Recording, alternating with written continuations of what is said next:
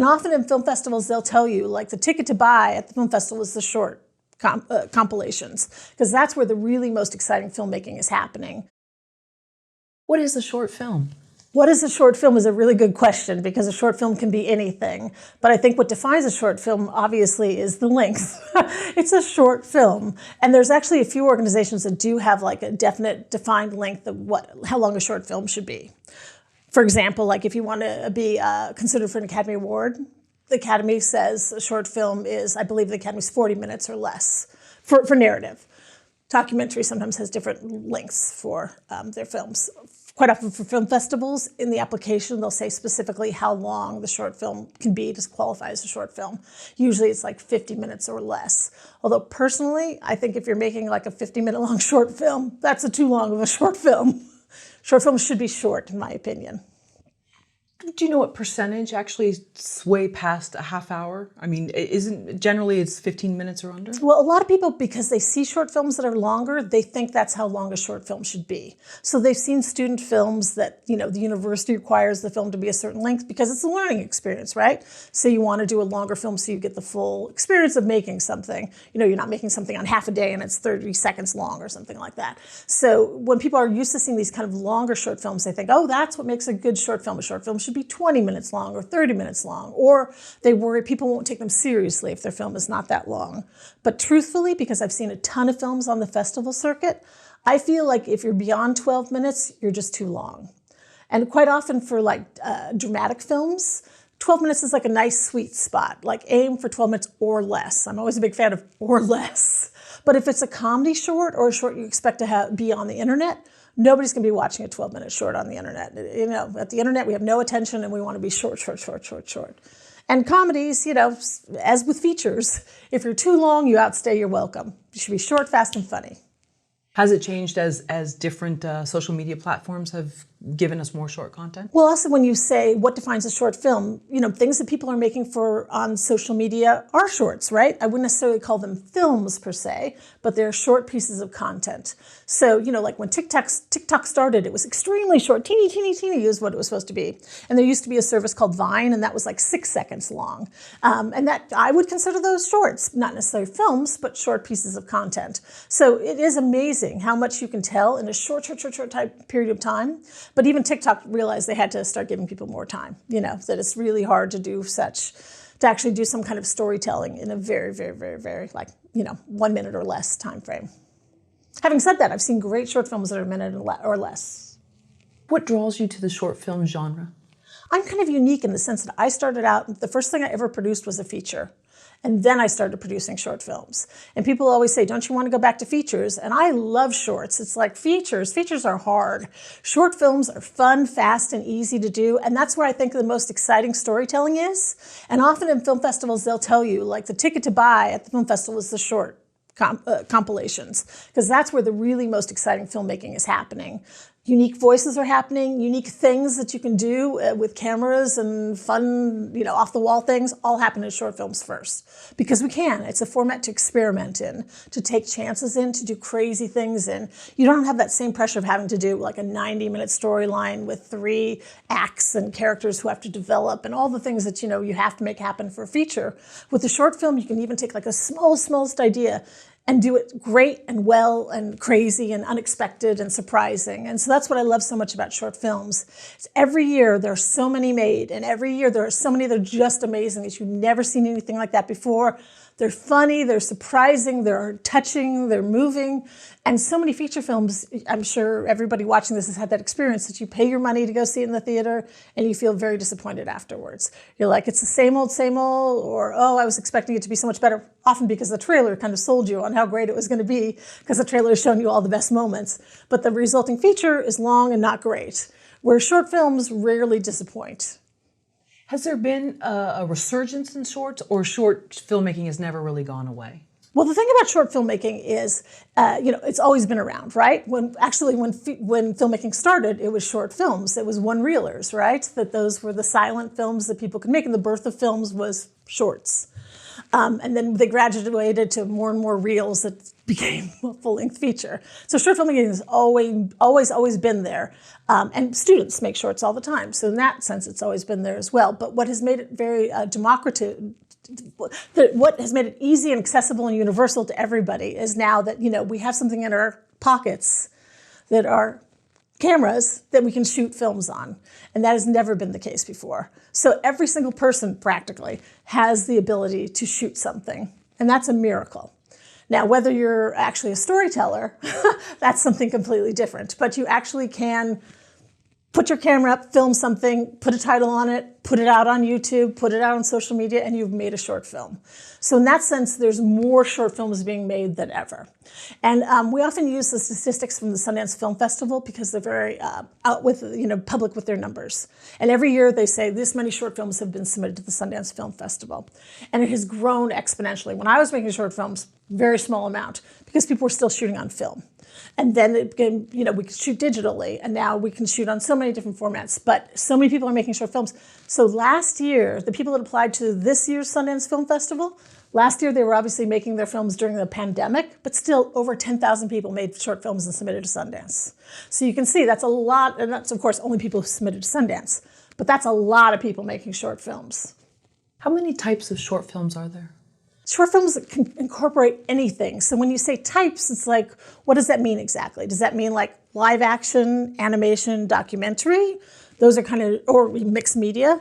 Or those are buckets that you can say, and that's kind of what way people classify short films. Like, for example, the Academy, when they do their short films awards, it is live action, animation, documentary.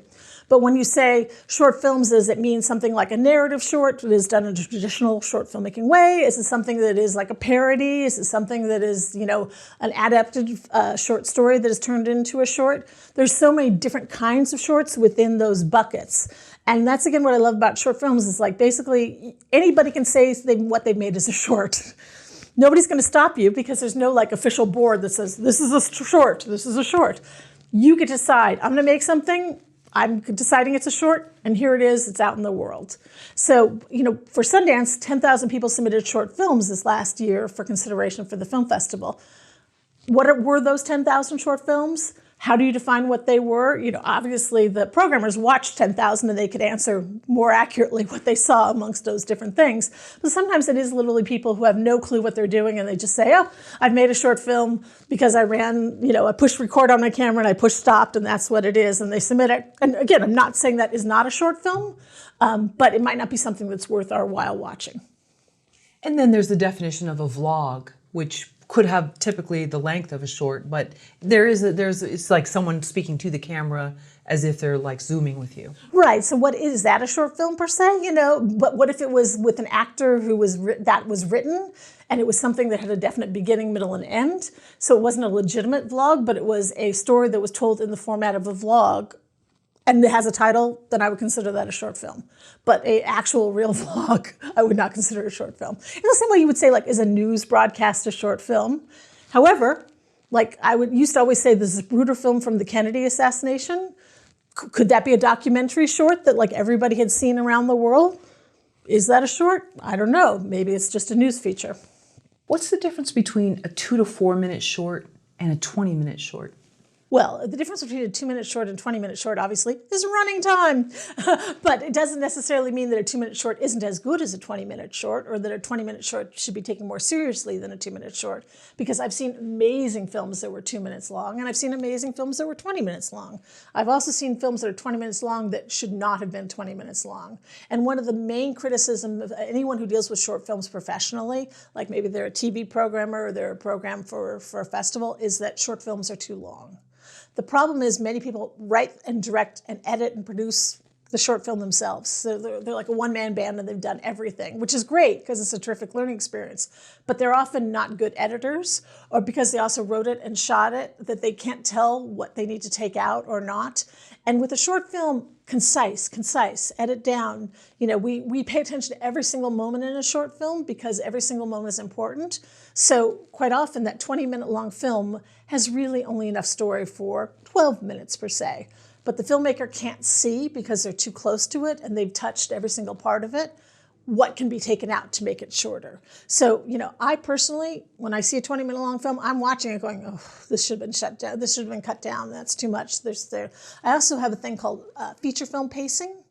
And that's because we've grown up watching feature films and television. And that's so naturally, that's our pacing when we watch things. We expect them to go in that space. Well, a film that has 90 minutes or a TV show that has 42 minutes has a lot of time to set up a lot of information and do a lot of things, where a short film doesn't have all that time. And in a short film, you should be paying attention to every single moment.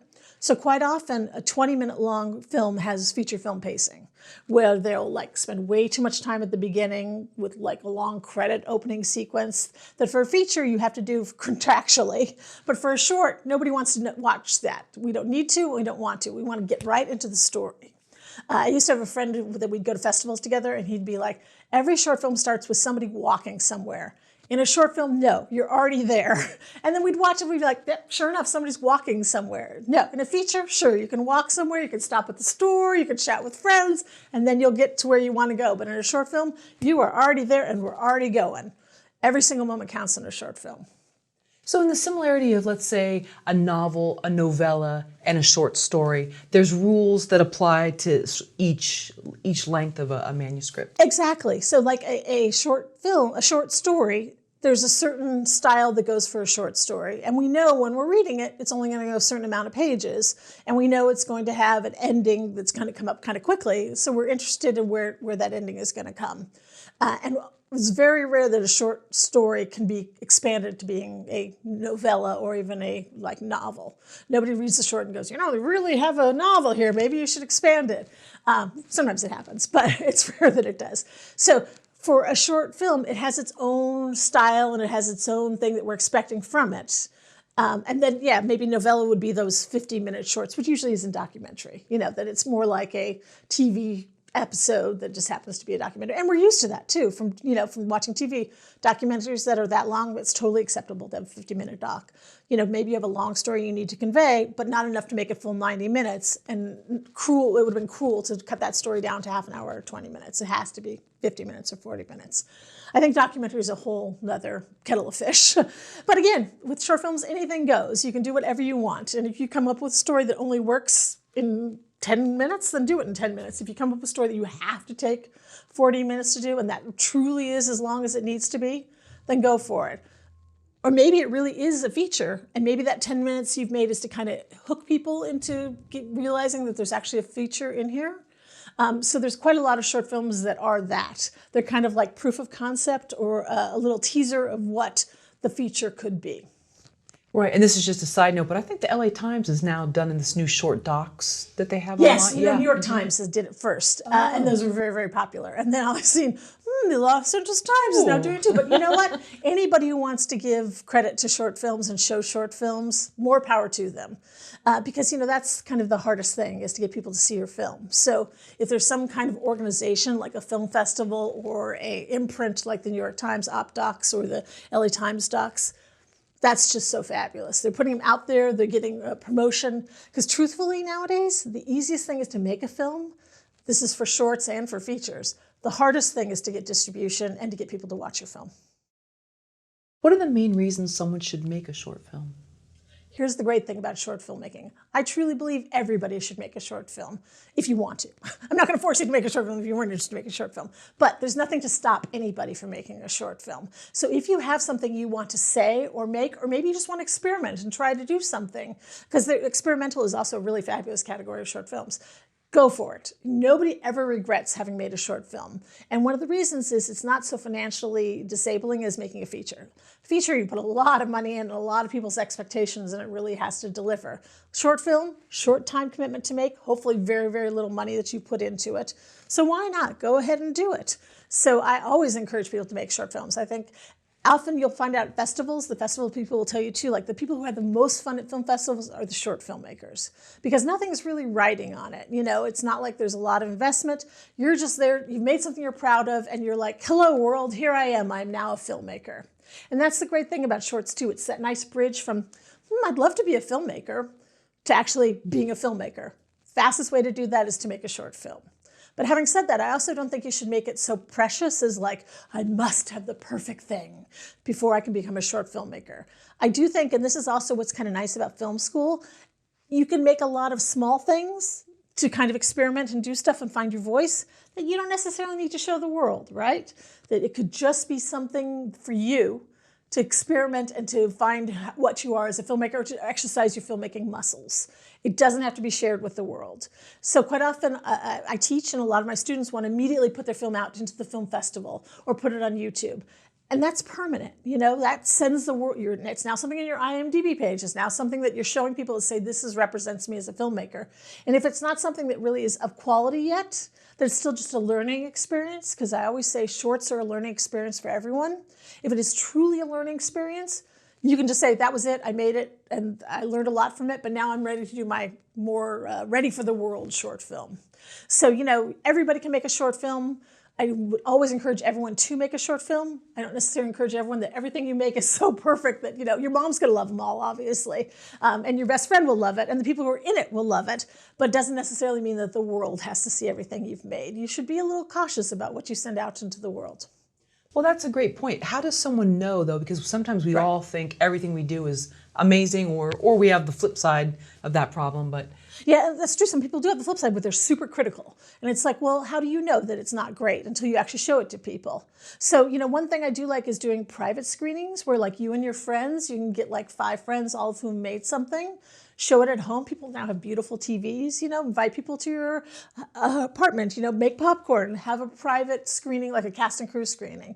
And that's a great way, especially if you show more than one film, to see how it plays with people who are obviously on your side. But if you have a bunch of different cast and crews, there are strangers there who aren't related to you, and see how it plays, see what people do. People do test screenings of features all the time. So do a test screening of your short and see what happens. However, I will say, it used to be in the world of like, if you build it, they will come. Like, put it up on YouTube. People will discover it. And all of a sudden, you'll be on Jimmy Fallon talking about your short film that made your whole difference. There's so many things going up on YouTube now. There's so many things that are out there. You can't count on, like, if you build it, they will come. It really has to be a concentrated effort to get people to see your film. So if you're worried about it, do that kind of test screening. If you do want to send it out into the world, then, that's what festivals are for. Now, some people's shorts are not festival quality shorts. And I will also say, I know so many filmmakers who like apply to all these festivals and don't get in, and they're like, my film must really suck. It's not getting into anything. And then finally it breaks for them. They get into one film festival, and then they get into another and get into another. So, number one, your film just might not be a festival kind of film, and that's totally fine. But also it may just be that, again, 10,000 people made short films that were submitted to Sundance. So don't think that, because you're one of the 10,000 and you're not getting in, it's because you personally suck. I've been on a lot of short film juries and, at festivals, and I always want to tell people that we're like we gave the big prize to film number A, but film number B we debated forever about, and we all really liked it, just didn't get the prize. And you always want to say, I wish the filmmaker knew that, how much we loved their film and talked about their film, and even though they didn't actually get the prize, they should be very, very proud of that. But you don't hear that. All you hear is film number A won and I didn't win anything. So, you could honestly be film number B, where you've got so much potential, it just didn't happen for you at that time. do you advise filmmakers to make a short film from their screenplay, such as like filming a sequence from maybe the first page? So a lot of people do that they have a screenplay and there's no, they can't get people to look at their screenplay. That's like the hardest thing, right? To break into Hollywood and get people to look at their screenplay. So people say to them, well, maybe you should shoot a little bit of the film and of the screenplay, and then people can see that and see the potential of what this thing could be. So quite often those are like proof of concept shorts that you take either a little scene or you maybe take one of the characters from it and film something different with that character, just to show, though, that that character has a lot of potential and could be interesting.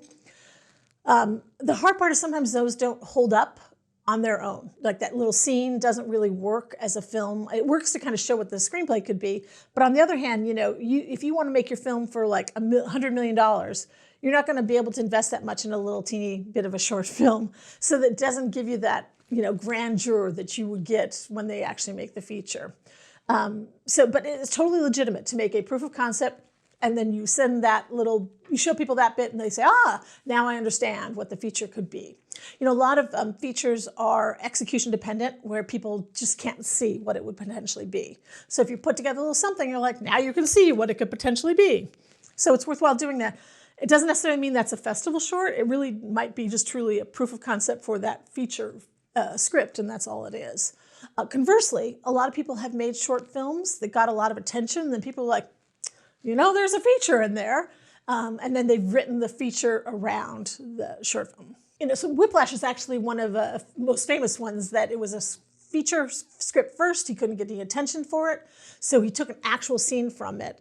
And it's on the internet. I think it's on the Blu-ray of the DVD. It's pretty easy to find, of that scene. And he had J.K. Simmons as the music instructor, but a different kid, not Miles Teller, as the drummer.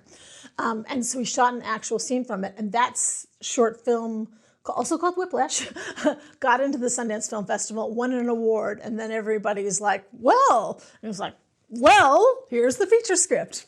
So that gave him a lot of momentum by having showing people what it could be. But just to play the devil's advocate for a moment, I think wouldn't there be a little bit of a danger in just shooting one page because there wouldn't be an arc to the story? It wasn't just one page, it was one scene. So, you know, yeah, exactly. You need to have a beginning, middle, and end. And that's why sometimes people don't do something exactly from the script. They take something out of it and carefully construct it as a short film. And those are more successful because people have the experience doing it. Also, people have done like little trailers. So recently, the Fresh Prince of Bel-Air TV show got remade as just Bel-Air. And how it happened was the filmmaker thought, oh, I could do this kind of gritty version of the Fresh Prince of Bel-Air now. And he made like a little trailer for that, just for fun, because he thought it was like a good concept of like, let's show the real Fresh Prince of Bel-Air. And based on that, they were able to develop a TV series. So it does work quite often that you can show something and then people see what it could be and then bigger pieces happen. Actually, right now, too, there's two films that are out right now.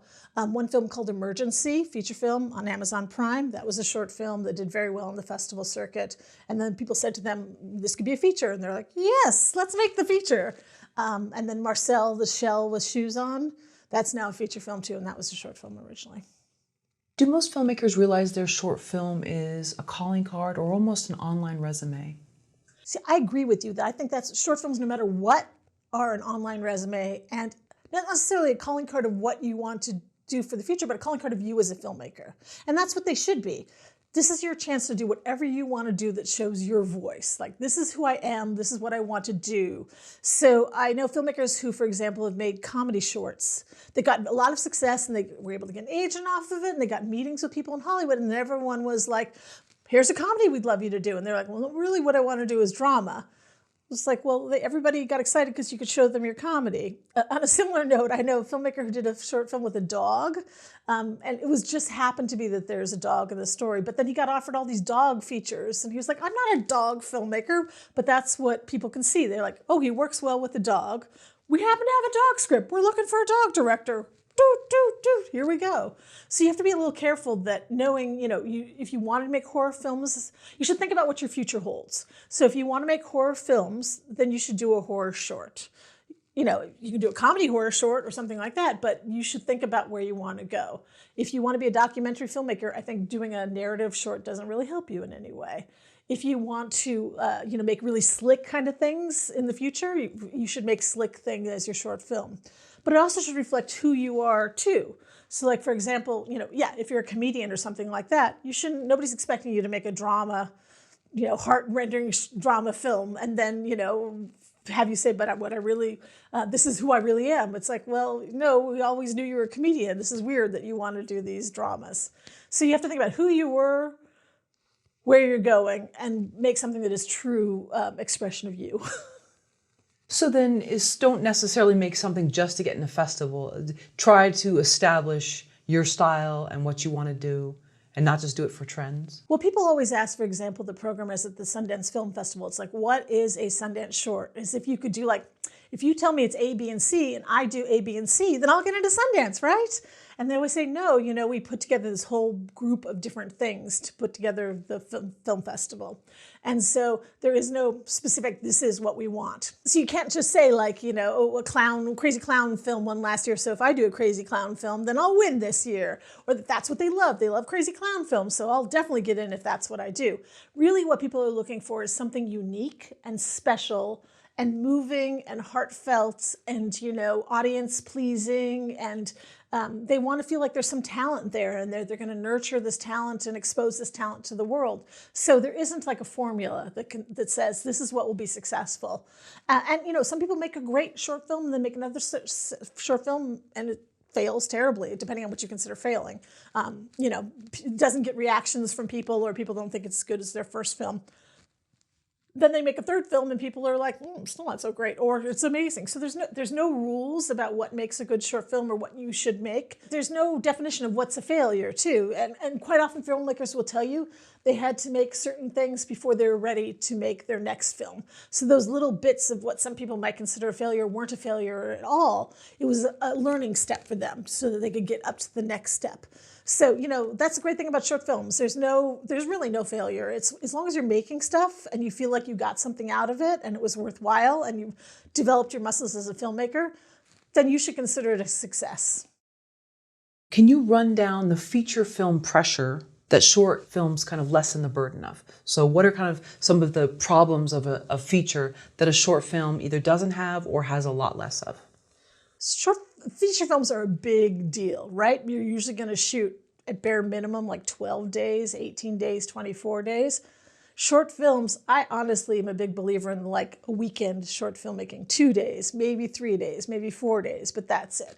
So in terms of a production that you have to manage, shooting 24 days versus shooting 4 days is a radically different thing. Also, quite often smaller crew for a short film because you're quite often doing things without needing to have all that elements that go along with making a feature happen. So you can get away with less people. I know a lot of people who don't do continuity for a short film, whereas for a feature film, you should have a script supervisor. For a short film, maybe you don't need it. Up to you, really. Also in terms of the people who work on the short film, quite often it's your friends. It's friends from film school. You don't need to get a professional cinematographer. You can shoot it yourself if you want to. Sound, I always think sound is super important for anything. For a short film or a feature film, you should really make sure you have good sound. As good a sound as a feature film would have. But so sound is something don't skip on. Production-wise, much easier on a short, less to pull together. And quite often you're doing it when you're in school too. So you have the advantages of people in school production stuff you can use. The camera can be provided from school. Your classmates are there, so you don't have to work so hard to get a crew. It's the infrastructure is kind of there for a short film usually. For a feature, it's a bigger ask to get people to work. You have to pay them. You should do things correctly for a feature too. And that's the other thing I'll say real quickly for a short film. I always say it's like you could treat it as a dry run for a feature and do everything properly. Keep the hours the way you would keep them for a feature. Use SAG actors, do a SAG contract, and learn how all of that works so that when you make the feature, you're already familiar. And you've already made mistakes. You've made the mistakes on the short film that doesn't count versus the feature. If you make a mistake there, it could be very problematic in many ways. So short film is a really nice way to learn how to do it properly. And so that when you're ready to make a feature, you're ready to make a feature. And that's quite often too why people want you to have made a short first too, because you've learned things so that you're not learning on the feature. You now are a filmmaker after having made that short film, and you've, shorts are a learning experience for everybody, I always say. So a lot of things will go wrong in your short, but you can salvage it with a short film. With a feature, it could be a lot more problematic. Storytelling, though, too, is a big deal. It's a different kind of storytelling for a feature film than a short film. So for a short film, quite often people will put in so many characters and so many storylines. It's like, no, simplify. For the short film, you don't need to do all of that. For a feature, it's very hard to do a feature, although there have been some great ones made with like one person, one actor, lead actor of some sort, or one setting. Short film, you can get away with something like that. You can get away with 2 people in a room if you need to. You can't do a whole feature of 2 people in a room. Well, you can, but again, questionable whether people really want to see that. So, also with the short film, and I always try to encourage this too, you can do so many things uniquely with filming. You could actually still shoot 35 with a short film just to have the experience of doing it. You could shoot your entire film with a drone if you wanted to. You could, shoot your entire film with 16 millimeter film. There's so many different ways that you could do it technically that you couldn't necessarily do with the feature. So why not experiment with a short film and try different aspects of things? Storytelling too. You don't necessarily have to do act 1, act 2, act 3, Again, many features have done act 3 first, but for the short, you can totally do act 3 first and skip 2 and just go back to act 1 at the end. There's also, for shorts, we like a lot of twists and turns and surprises. And with a feature, you can do that, but it's got a lot of story that has to tell. So you can't do as many crazy things as you can do with storytelling as you can with a short. How should a filmmaker plan out a shooting day? When you should shoot your short film is when you're available, the people who are going to help you are available, and the location is available. And sometimes it all falls apart on you, and you can just say, well, it's a short film. It fell apart. We can call it a day and do it again next weekend. It was raining that day, for example. Well, with the feature film, it's a problem because you're supposed to be shooting for 7 days, 10 days, 12 days, whatever. For a short film, it's raining that day. Sorry, we're not shooting today. We're going to have to start and do it another day. Okay, so how much planning though should someone do? Like, let's suppose the stars are aligned and things are actually going to go well. Should they do their own call sheet? I mean, should they really? You said people should act as if it's almost a feature. So there's two schools of doing it. You can do it in a dry run for making a feature where you really do everything, do a call sheet, do everything way you should do it like for a feature, so you have that experience of doing it. And I personally like that way of doing it because then you get the double bang for your buck. You get the experience of making a short film and you're ready now to make a feature. And everything that you've learned that you did wrong the first time around with a short, you'll now know to do right for the feature. But I also am a big fan of, like, me and my 3 pals are going to go make this thing, and so we don't need to plan it all out. I have commissioned a short film. Years ago, I used to do a DV series, and we commissioned a filmmaker to make a short film, and he literally just had his friends do it, and they go up on a bus, and everyone's like, how'd you get the rights for the bus? He's like, we just went into the bus. And he planned it all out ahead of time, but just he and his friends did it that day, and there you go, it was done. And he didn't get permits, and they just rented a car, and then he told me later it was involving animals in mascot outfits, driving a car, and he was like, later I found out they had like no vision in those mascot helmets, and they were driving this car, and it was like, yeah, this sounds terrible. This sounds like a lawsuit waiting to happen. But it wasn't. It all worked out fine. So, short filmmakers are dumb and we're willing to try anything, and they don't really worry about, it's like, let's just go on the bus. Let's just drive the thing he can't see, but we're only going half a block. Hopefully it'll be fine. And that's why people always get hurt on a short film or something gets broken. You should always prepare for loss and damage on a short film as well. It's a learning experience for all of us. In a similar way, if you're going to do another film with somebody in a mascot suit, now you realize the car needs to be up on a trailer and be professionally trailed, and then they can be driving in because they're not really driving. Yeah, no, it's interesting where you can kind of get away from it. And we're not advocating, being in major public spots and obstructing sort of the flow of people, but I know one place that there was like a mailbox on this one dirt road, and I would pass it on my way to work. I was like, I really need this shot.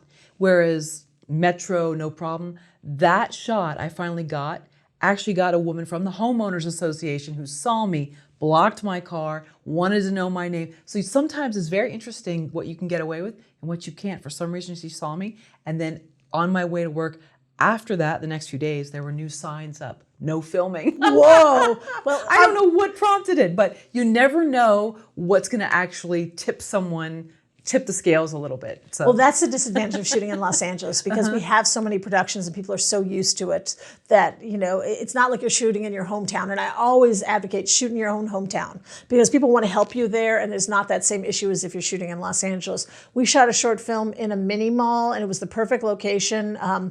And we paid everybody. It had a laundromat and a restaurant, and we totally redecorated the restaurant. They had to shut down for the day, and we paid for all of that. These were well-produced, well-funded short films. But anyway, then the owner of the mini mall showed up, and he's like, you have to pay me. It's not the renters of the mini mall, it's the owner. I was like, ooh, okay, lesson learned. Like, shorts are a learning experience for everyone. Right. I didn't realize it was the actual owner. So when I say to you, like, you can shoot in your apartment, in reality, you should have the landlord's permission to shoot in the apartment. But you should be shoot in your apartment, whatever. But lesson learned, it's the owners that have to officially give you permission to and sign the release for the location permit. How does a filmmaker decide what kind of short to make? You should definitely make something that you want to make. I always say, and this is for shorts and for features, when people say, well, what makes a good film? I always say there's three things. The very first thing is something you want to make. For shorts and for features, you shouldn't make something you don't want to make. You're going to be the prime driver of this, and you're going to live with this for the rest of your career. So don't think, horror films are very popular, so I should make a horror film. It's like, no, if that's not who you are or what you want to do, the short film is your chance to do what you want to do. So don't sell out because you think you should do that. No, do something you really want to do. So the first thing is make something you really want to make. Then the second part is make something that other people want to make. So if you can't convince anyone to star in your short or help direct it or produce it or act in it or even crew on it, if people aren't so excited to help you on it, that might be your first clue that this is not something really is ready to be made at this period of time. Or maybe you don't have enough money to make it. I know a lot of people who've written short scripts and you look at it and you're like, well, do you have $20,000? Because if you don't have that, I don't think you're going to be able to make this film.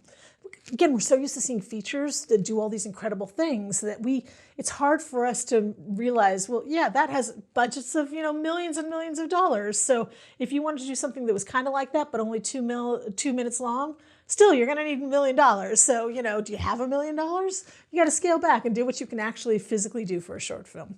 So something you want to make, something others want to make and is makeable. And then lastly, this is the part that you can ignore or not ignore, but something that other people want to see.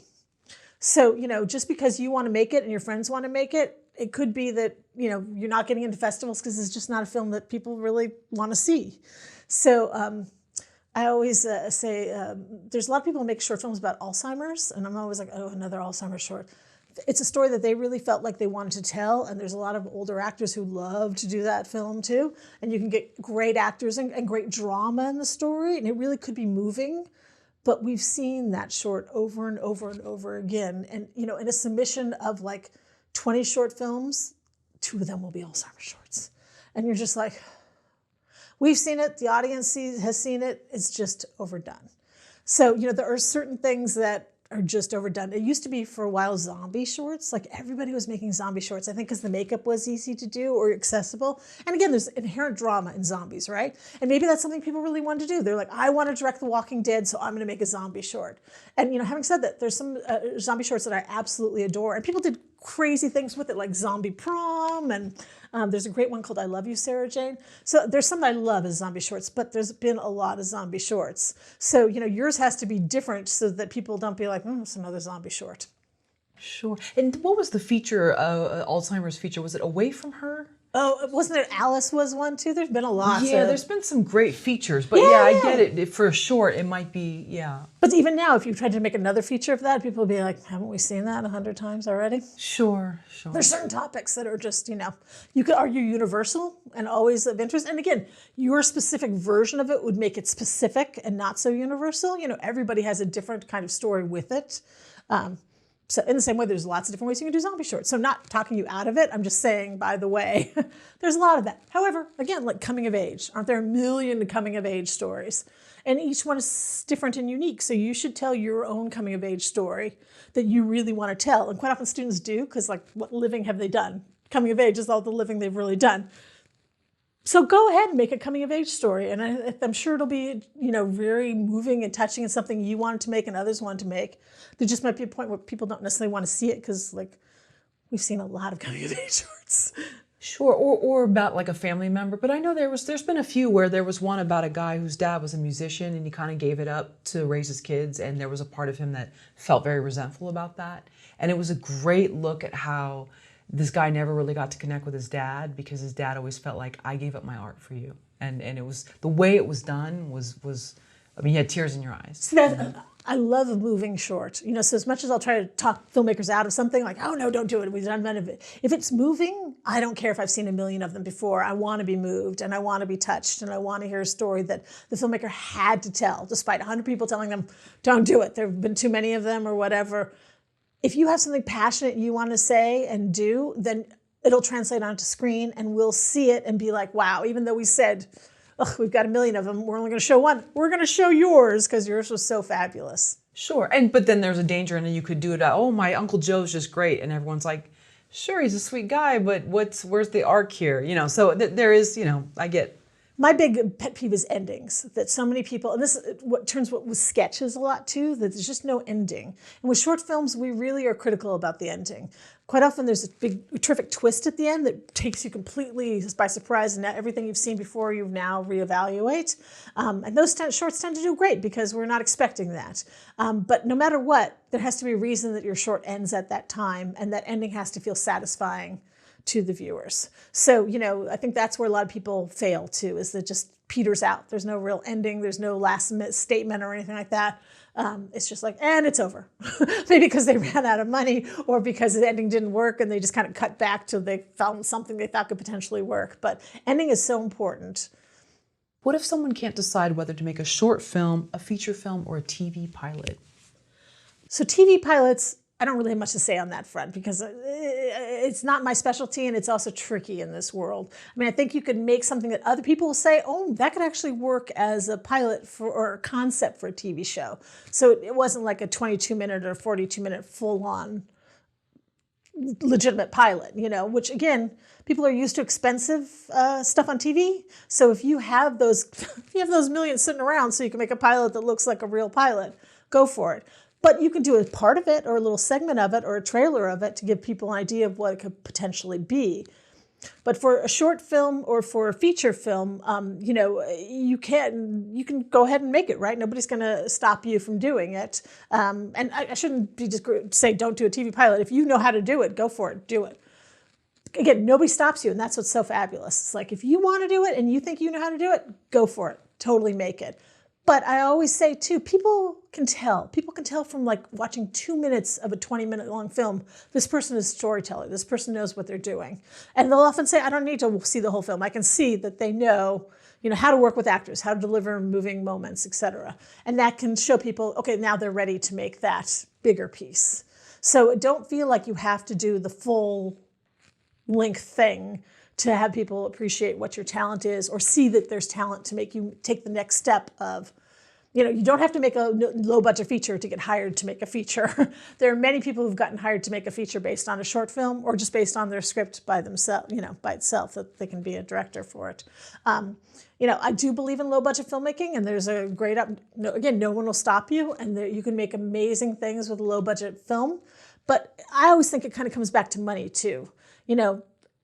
No matter how cheap you try to do it, low budget filmmaking for feature, that's a lot of money. It's even if you're scraping by with thousands, it's like, do you have thousands? You could make a car, or you could buy a brand new car, or you could make a feature film. And people aren't used to seeing so cheap feature films too. That's what's also really difficult. They're used to more expensive films, so sometimes they don't see the value of what you're making when you've done it so incredibly cheap. I would say, a short film that was really short but shows your talent and shows what you want to do is more worth your time and effort and money. And so, again, I don't think you can make a short film for no money whatsoever. You can make a short film for $500. You can make a short film for a couple of $1,000s. Quite often I teach, and some of my students underestimate how much money they have to put into it, especially about post. Now, when you're a film student, you can often get things to help you with post, but the difference between something that you just shot on your iPhone with no post and something that you do proper post on, world of difference. So, people underestimate the money that you need for post-production, and then they underestimate the amount of money you need if you're going to send your film off on the festival circuit. That's also not free. So all of a sudden it's like, let's say you had $5,000, which I would love to have $5,000 to spend on my art. I'd rather you make a short film for $3,000, including all your post, and save $2,000 to send it off on the festival circuits, where you can actually go and attend these festivals, and because they're not going to pay you if the festival's not in your back door, they're not going to pay to fly you out or put you up, but you may want to do that, and then you need money to do that. So I would highly recommend, when you're budgeting, put money for post and put money for festivals if that's something you want to do. What if someone says, I'll do my own post? A lot of people do think they can do their own post because, that's the miracle of the computer now, that so many elements are there. And you can, in the same way you can write your own script or shoot your own script. But I always say, like, it's a world of difference if you have somebody shoot it, be a DP for you.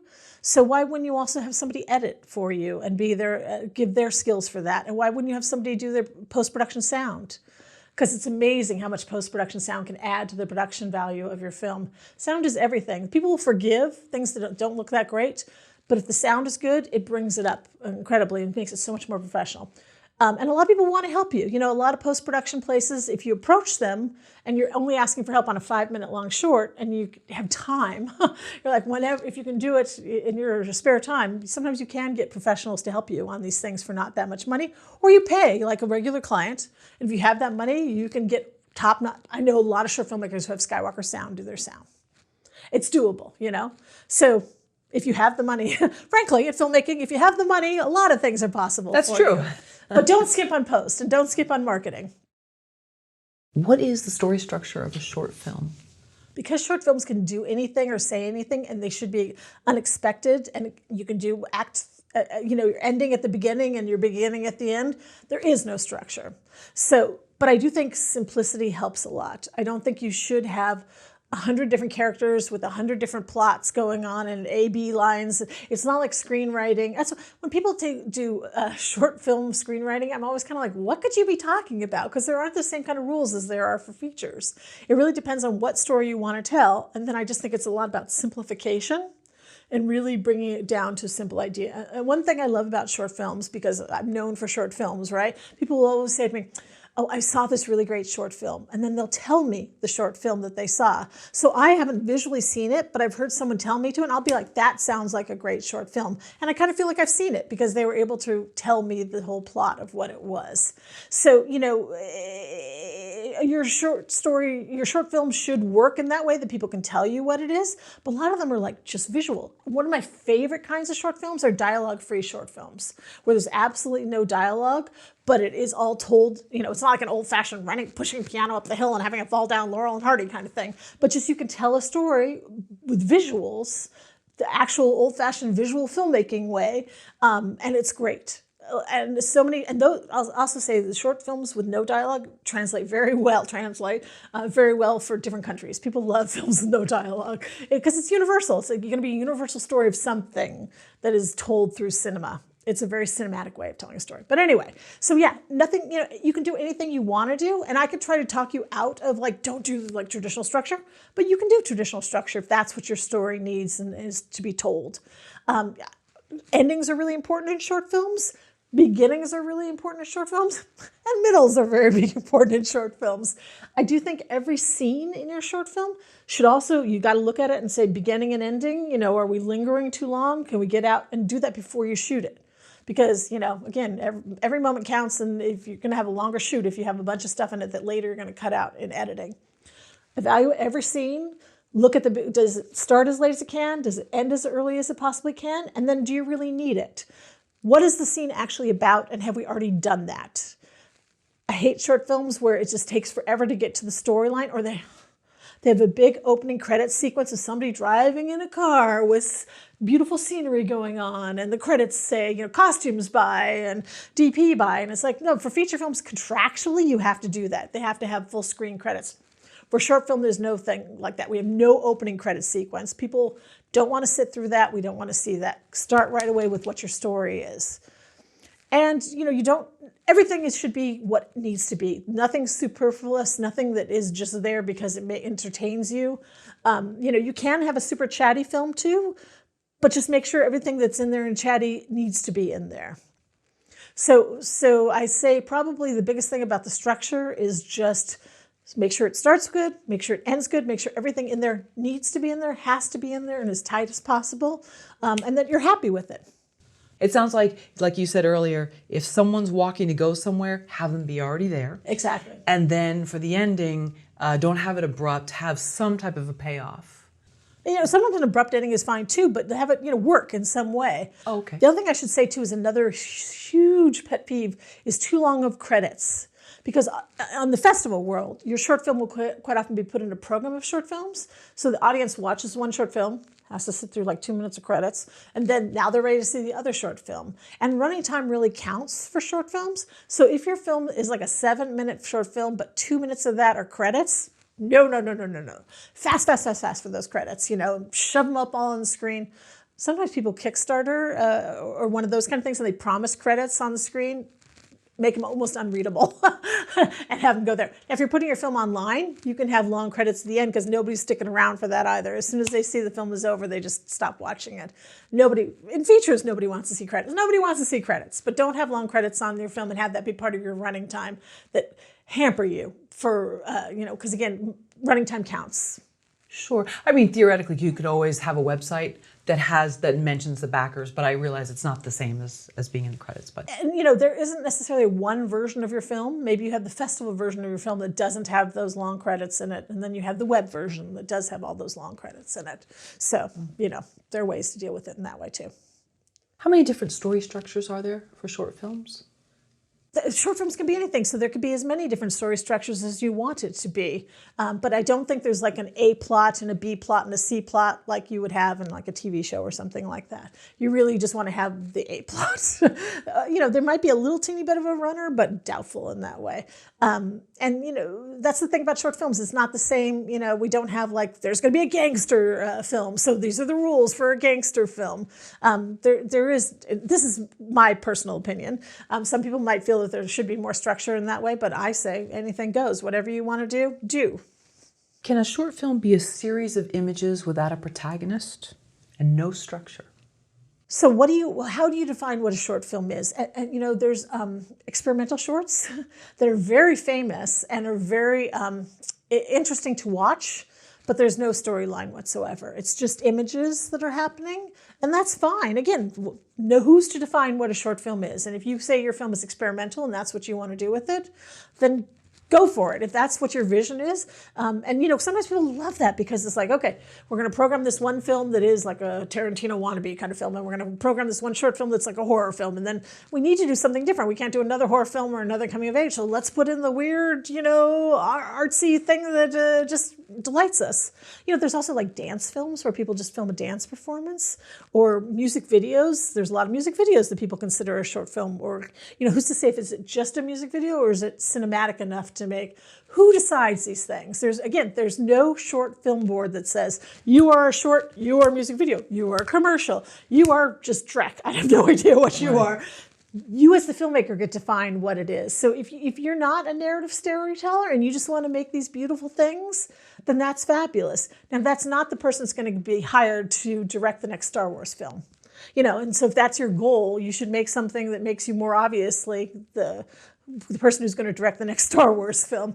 But that maybe that shows you have such a unique artistic point of view, and people think, this person might be really interesting to make a different kind of Spider-Man film or something like that. They have such a unique eye and thinking, and, if that's who you are, then be who you are in your short film format. Just do it. So something that doesn't really have much of a storyline, that might be more geared toward, let's say, a contemporary art museum. There are museum pieces, but I have seen museum pieces play in film festivals. So, an example of a museum piece, the museum decides, is this something that is worthy of being in our halls? Now, they also may be completely wrong, too. And they're like, it just seems like a bunch of drips on canvas. Who's this Jackson Pollock after all? Who's to say who's right or wrong? And because short filmmakers, on the front lines of doing something unique and different, people might not understand their film right away. And then in 5 years' time, you look back and you're like, oh, look at this crazy thing Christopher Nolan is doing. 5 years ago, I saw a short film that just did that, exactly. We sometimes are too ahead of the curve and are doing really special and unique stuff that is not what people are used to. And that's great, too. We don't want to see the same old, same old. We want to see something really different and unique. Right, just to go back and watch Cindy Sherman, like old videos online from the 90s. Sherman. Yeah, and it's like, wow, this was ahead of its time. Yeah. This is so cool. Isn't that so neat? And so like short films too, they don't really age that much. Really terrific short films. I mock the Lauren Hardy short films, the one-reelers, but people still go back and look at those and love those and think they're fabulous. If you go back and watch the Oscar winners for animation from years ago, whoa, these things are amazing and still seem really special and unique nowadays. And the same thing for live action. There's some live action short films that just blow you away. It's also really fun to go back and see like the short films of filmmakers like Christopher Nolan or whatever, and go back and see his short film and you say, oh, so George Lucas, when he was at USC, did a lot of short films. And some of them are incredibly boring, but still you see what he was interested in, and there was all these sound things. You could tell he was very interested in sound, and we can see them now because USC owns those films and shows those films. But so it's super interesting to see famous filmmakers now, what they were doing in short films, and you can see, oh, I see their voice in it, and those are special filmmakers, obviously. But yeah, that's why it's really worthwhile going back and seeing their short films. Should you start a short film by writing a log line? I like writing a log line first to say, what in the world is your short film? And even if you don't think you're going to have it written down, when you talk to people about having them be part of your film, they're going to say, what's your film about, right? So you should have a log line that can tell people what your film is. And if you write it ahead of time and have it ready to spew and say easily, then that is really a good thing. But ultimately, you're going to have to tell people what your film's about whatsoever. When you finish your film, and if you want to put it online or send it out in the festival circuit, you have to write a log line that gets sent with that film, and that log line they print verbatim. So one of the short films I produced was a film called I'm on Fire, and it's about a guy who's on fire. We had special effects to put him on fire. So the filmmaker wrote the log line, and we're like, what in the hell is the log line going to be for this? Because, before he comes out, in theory, you don't know he's going to be on fire, and then he's on fire. So the filmmaker came up with the log line with a very short film about a man on fire. Pretty much said what it was, and it was like 2 minutes long. It's a very short film about a man on fire. So to this day, I can easily quote that log line because that's what the film is about. So, but yeah, your log line is going to follow that film on IMDb everywhere in the world. So you want to make sure you write it well. But also, you don't want to write it so obscurely that people are like, I have no idea, because I'm on Fire could be a manifestation of love told in a unique way. And everyone's going to it's that film about the man on fire. It's like, that's what it is. The title is that. Speaking of log lines, titles are also super important for short films. And I love a unique title because, again, marketing is going to be something you need to think about. And so, are you going to hashtag it? Are you going to be in a way that people can find it? But there's so many short films that just have a generic short title that means nothing, and you can't, there's 100 of those films, and, I'm trying to think of I have a friend that did a film called Pig, and that's a good title, and there's not that many films called Pig, so we can find it easily in that way. But if you do a long title, you could totally do a long title too. I always tell people a short film, it's never going to be on a marquee somewhere, so you can do a super long title if you want, although people will always kind of shorten it when they tell you what the version of it is. But I love a unique title. I think that also shows your creativity and the specialness of the film. It makes people interested. We also produced a short film called 78, and it was about a kid on a manhole cover jumping up and down, and up and down. He keeps on saying 78, 78, 78. And so the film is called 78, and people would say to us on the festival circuit, they'd see the filmmaker having watched the film before, and they're like, 78, 78, 78. It's like, how nice. Look, they're quoting the title, and they remember that from the film, and there you go. So, if your film is about a man on fire, I'm on Fire is not a bad title for it, and people kind of know what it is. So writing a good log line totally counts, and you should spend time into it. It's also if you write a really complicated log line that it's hard to follow or it's too obscure, you can write it and they'll publicize it, but nobody's going to call it that. Thunder Road is a short film it's a terrific short film. People love Thunder Road. Interesting enough, also Bruce Springsteen title as is I'm on Fire. But anyway. Oh yeah, that's true. Yeah. Thunder Road, when I looked at his official log line it's about a cop who's giving a eulogy about his dead mother. So that's my log line for it. His log line is Officer Arnaud loves his mother. Oh. Okay, doesn't mention funeral or eulogy, which is a big part of that short film, but that's the log line that he wrote for it. But when most people say about it, they're like, it's that one about the cop giving the eulogy about the mom. So your film boils down to what the essence is, no matter how much you try to dress it up and do different things with it. Pig, is that Nicolas Cage's movie, Pig? No, Pig is a terrific film.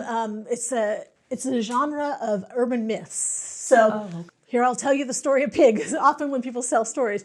So it's a woman in a Mercedes driving down and she's super fancy, and she's driving down this windy road. And coming up from the opposite direction, no, she's coming up and he's going down. Coming down from the opposite direction is a really gross guy in a Vespa, and he's picking his nose, and he's like a pig, right? And so when she passes him, she yells out at the window at him, "Pig," when we've seen him doing specifically gross things. And then we don't see it, but we hear a crash, and the moped falls over, and a pig crosses the road. So she was warning him that there was going to be a pig that he did. It's terrific. And people laugh and laugh and laugh when it's online too. You can see it online. They laugh and laugh and laugh when they were just not expecting to see an actual real pig. And so the twist was, she wasn't calling him a pig. She was warning him that there was a pig at the end of the road. That's fascinating. So there's a payoff, a great payoff. And we don't see her do we see her getting into her car, or she's just already in it? Already driving. Okay, great. So we've kind of cut to the chase in that part. Exactly. And then I guess they call it muddy middles, where we just kind of like don't have enough that's clear cut in the middle. Does that happen with short films? It does. Beginning is so important, ending is so important. So then we're like, well, what about the middle? The middle is so important too. Isn't that terrible? And every single part counts. But yeah, the middle is really tricky. And sometimes people put too much in the middle, and we've kind of lost the thread of what's going on. Or they don't put enough in the middle. And it's kind of like you had a great beginning and a great end, but there was no middle to make it really work. So the middle is where people fall apart too. Beginnings, middles, and ends. All important. Does a short film have to have a hook? Feature films and short films benefit from having a hook. And filmmakers hate to hear that. They're like, I don't want to do something crass and commercial and something that has a hook. But hook just means is there's something we know what it is. And the hook sometimes can be genre, but it's so much easier if there is some kind of quick way that we can say what this piece is about without destroying what it is. Obviously you don't want to give it all away and that's where log lines are tricky. If the hook is something that is given away, you have to craft around so that people don't know what that twist is going to be. But it really does help to have a hook. And it also shows you have kind of a good storytelling sense. And people like that. And so they're like, this person knows how to deliver something that really hooks the audience and is commercially kind of in that sense. It's not, in my world, it's not a negative thing. And I'm coming from someone who's from Hollywood.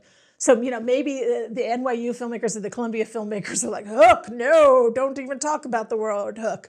But, to me, hook is not a negative thing. It really is, it gives you a hook for it.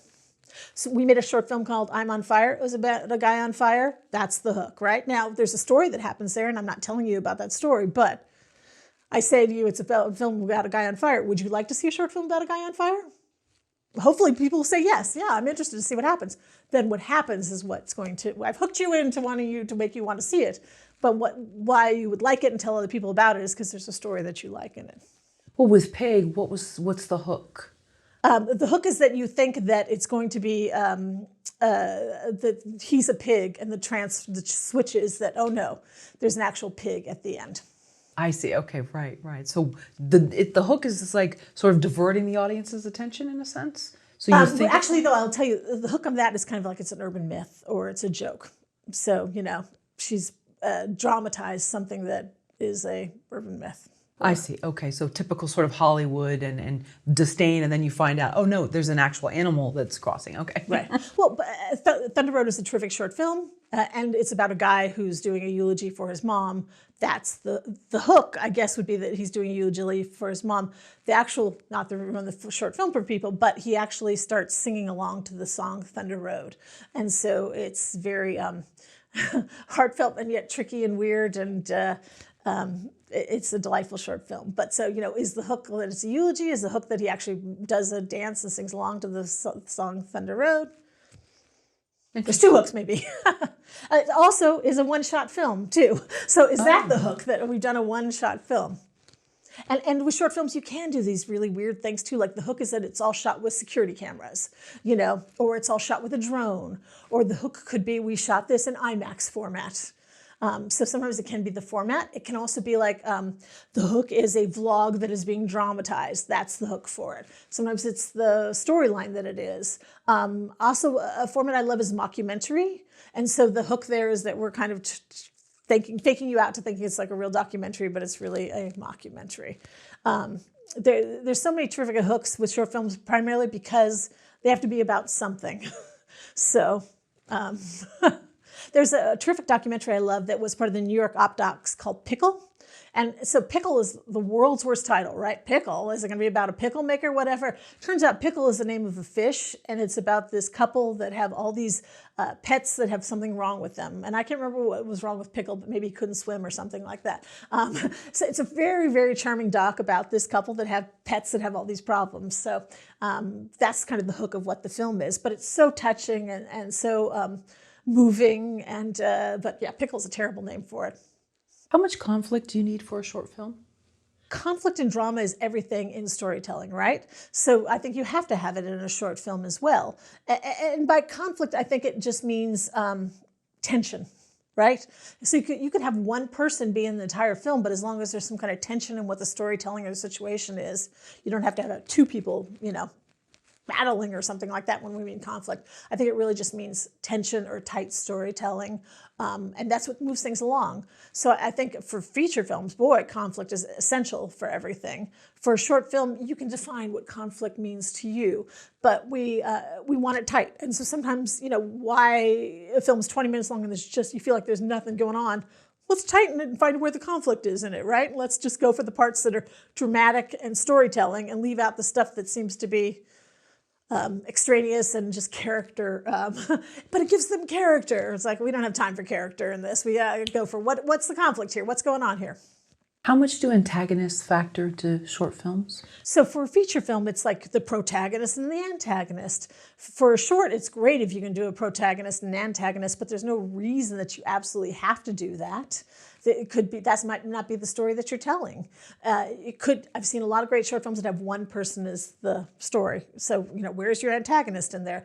The antagonist could be something like time, or it doesn't have to be a person per se that is battling the protagonist. The protagonist has something that they're working through or whatever. So it's not like features that we need to have, the protagonist and the antagonist, and they have their low point and their high point, and then the antagonist learns at the end, and the protagonist learns, and da-da-da-da. No, for a short film, you really don't need to do that. But I think it's more interesting if there is something that your hero is dealing with. Do main characters in short films have goals? So in a feature film, yeah, you definitely want to have a goal. That's always like, what's their want and their need and what are they trying to do? For short films, I do think quite often to follow along, you kind of assume that you're going to, this person, and it doesn't even need to be a person, right? It could be a dog or something like that as your lead character, but your lead character is trying to do something or something is happening to that person. And then we'll feel satisfied at the end when it is complete. But it isn't like the myth, Joseph Campbell's myths or something like that. With the short film, your short film could be 2 minutes long. It's pretty hard to do 7 stages of the hero's journey or whatever in 2 minutes long. And that should be a feature. Like if you're trying to do that, maybe move it on to the feature part of it. For this one, let's just do the training sequence or something like that. I think every character, it's great to have some sort of goal. And it might not be as complex of a goal or as deep as a goal. It could be totally just as much as like trying to figure out what's going on here or whatever. How much backstory should you write into the film? I think as much as as the writer of a film, you should put all your effort into as many ways as you can, right? And actors want to know about all this backstory, so nobody's going to stop you from doing all of that. But you don't necessarily need to put it into what we actually see on screen. It could be all this information that helps that character be unique when we see them on screen. So, you could do backstory like he loves bowling. So when I'm going to dress him, I'm going to have him dressed in a bowling shirt. But I don't need to see him in the bowling alley because this is about a story about, when he murdered his mother or whatever. You want to, it's great to have all that backstory stuff in it, but unlike a feature, we don't have to see a lot of it actually manifesting on the screen. It could just be to make them, and that's what makes the character special and unique, right? It's not just another killer. It's a killer who loves bowling. So that sets yours up from a different one of like, hey, do you want to see this film about a killer who is just wearing a suit and looks like a Quentin Tarantino ripoff? Or do you want to see one who's a bowling guy and is wearing a bowling shirt? It's like, I'd rather watch the bowling shirt guy. That seems different. I haven't seen that before. And maybe the bowling ball will come in and play later on, or maybe it won't. Maybe it'll just be a shirt he's wearing. Right, right. And maybe he has like this bowling bag and you think it's his shoes and he's keeping them meticulous, but it's really whatever it is he's hiding. And so, yeah. We've just made a short film. Let's Sure. let's make it. Let's do it. Let's do it. But little tells. So you're saying we don't necessarily go into a long backstory, of course, because we don't have time, but there'll be little things that'll signify. They could make it more rich, you know, and that's what we want too. We want things that are special and unique and have depth to it. And that's why I do think when you go back to see older short films, the ones that stand out have all those layers and have all this unique elements to it and are interesting and are not just generic, you know, we're crossing off these points to make this happen in 7 minutes. Look, we did it. Okay, good. Congratulations, you did. And that's hard. I don't mean to dismiss that. It is hard to make a good story that works in 7 minutes. But you know, we're not necessarily going to stand up and give you a round of applause just because you did it. 10,000 people submitted short films to the Sundance Film Festival last year. 10,000 people did it. It's not so much anymore like you get a ribbon because you did it. A lot of people are making short films. So you want to make something that's so special and unique and it's worth your time and worth your effort and worth your money and worth everybody else's effort of putting all this time into it. So put as much as you can. Also, you know, sometimes you're not ready to shoot yet. So now why not wait while you're waiting to get enough money to shoot or get the right people to shoot, spend that time doing backstories and developing things more and, you know, figuring out to make the set more unique and, you know, put it all in there. Put everything you want to do into there, but just don't waste time on it. It's storytelling time. Sure. And you had mentioned music videos previously. Do you think that storytelling currently with music videos has gotten better or worse? Well, for a long time, music videos were almost stories all the time, right? That they would either build something into it and then have the music video be just a little part of it and continue on. But like Beyonce, she does music stories that, and they've shown her stuff in film festivals. And quite often there's a beginning, middle, and end in the story that she's doing. And quite often her music videos are heavily influenced by other films that exist. So she's taken and you know, she and her director, she doesn't direct them all, you know, synthesize all these elements that are her influence and have put out visual albums and visual storytelling. I used to program short films by women at the American Cinematheque, and we would always like to include a music video because that's another way that directors direct through music videos. And it was often very easy to find a music video that actually had narrative storytelling in it. Sometimes they weren't like lip syncing along to the music. The music was kind of in the background. But you know, there are very expensive music videos that are made that are literally short films, and more power to them. It makes them interesting and not, you know, your standard performance. Somebody's just standing on a stage and we've captured it. Once you finish the short screenplay, what are the first steps in making the movie? So here's the thing. I'm actually a believer of don't do the screenplay first. I think you need to think about what you want to tell and then can you tell it? Because if you're actually making this thing and financing it yourself, it's not like a feature where you're writing the whole script and then you're going around to people and trying to get funding. For a short film, more realistically, it's either going to be like you're shooting it in class because you have to, or you're funding it yourself to get it made. So I don't think it's worthwhile writing a script that you can't actually get made.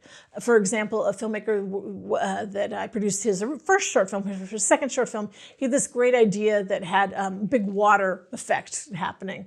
It's like, who can afford that? Who knows anyone who could do the water effect? And it's just the film has never been made because just couldn't do it that way. So you can write it, but you know, if you're not thinking like I'm actually making this, then you could write something that you just never afford to do. You could do it as an exercise, but so I think it's more important to think about, okay, what do you actually want to make and how can you make it? What do you have access to that could work well for a short film? And that's why a lot of short films and low budget features like shot in homes, because everyone's like, well, I have my own home, I can shoot in my own home. And that's true, you totally can, but you also have like your car, and you also have, you could go shoot in your office building, or you could go shoot at the park, or you could go shoot, your friend has a pool, why not set something in the pool? So I think it's important to kind of think first about, I call it organic filmmaking. What do you actually have access to?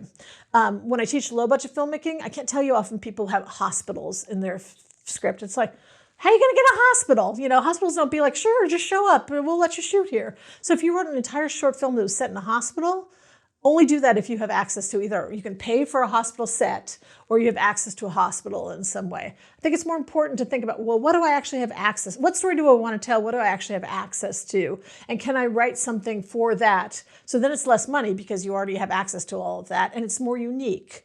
You know, it's like, think about it that way. How many short films do we see that are based in pools? Not that many. But if you have an access to a pool, you can come up with something really unique that is set in that pool that would make a really interesting short film. So think about that first before you write it. But like, you know, you should, if you're a horror filmmaker, don't do we'll do a sunny story about somebody in a pool and a diving contest or something like that. No, you should do a horror story set in a pool. But won't that be unique? Because how many horror stories are set in a pool? So think about what you actually have access to. You have to say to yourself, I'm actually going to make this thing. So I'm actually going to make it. I'm going to probably have to fund it myself. How can I do it as cheap as possible and still have it look great? And the answer is use things that you can actually get for free. So your uncle owns a dry cleaner. Fabulous. How many dry cleaner shorts do we know? Very few. Let's figure out something that you can tell the story that means something to you in a dry cleaners thing, and it'll be terrific. Horror film in a dry cleaners. I would love to see that. I think it would be really special and unique. So don't just write it to write it. Write it in the sense of, I'm going to make this. So can I actually make it?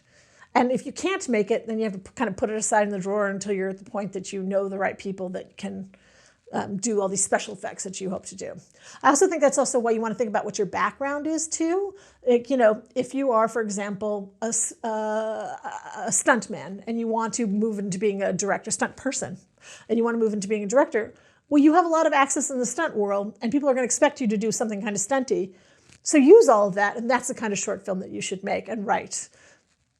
Now there comes the story part, and that's not so easy. But at least you have that arena of like, I'm a stunt person. People are going to expect stunt people thing. I want to direct things that are stunt heavy. I know 4 different stunt people I know would be great in this. I know this location that they'll let me use for free. Okay, now what kind of story can I create in this? And sometimes you're not the right writer for it. Maybe you're like, I'm a stuntman. I'm not a writer. But I've met, you know, or maybe you'd have to take a class with writing so you can meet writers, or, you know, find somebody who will write it for you. You don't have to absolutely do everything yourself. You can do everything yourself, and sometimes it's cheaper if you do everything yourself, but, you know, work to your strengths and figure out what you can do, but go in the theory of, I'm going to make it. Because there's no point in having like a whole drawer of short film scripts. There are a few contests for short film scripts. So if you want to do that, I say again, more power to you. And those maybe you're writing more for people to read them and to give you awards, and know that they're not necessarily going to give the award to the horror story set in the laundromat or the dry cleaner. But don't write it just to write it. Write it because you're going to actually make it. Sure. So it sounds like sit down, decide, what do I have access to? What's actually in my wheelhouse? What can I do? And then once you know, okay, I have this dry cleaner, you know, it's my uncle's dry cleaner store, whatever. I know that he'll let me on the day that they, you know, shut down. They closed on Mondays. Like Right. Mondays. 3 Mondays if I need to. Right. They know that's their slow day. So and then, you know, we have this, like, let's say a serial killer leaves a letter in a jacket or something. And there you go. And so then the young dry clean worker tries to figure out who it belongs to. Anyway, but no. Another film we're going to go make. There we go. See, that's the great thing. There's so many ideas out there. Right. And then you just have to say, is this what I really want to put my time and effort into making?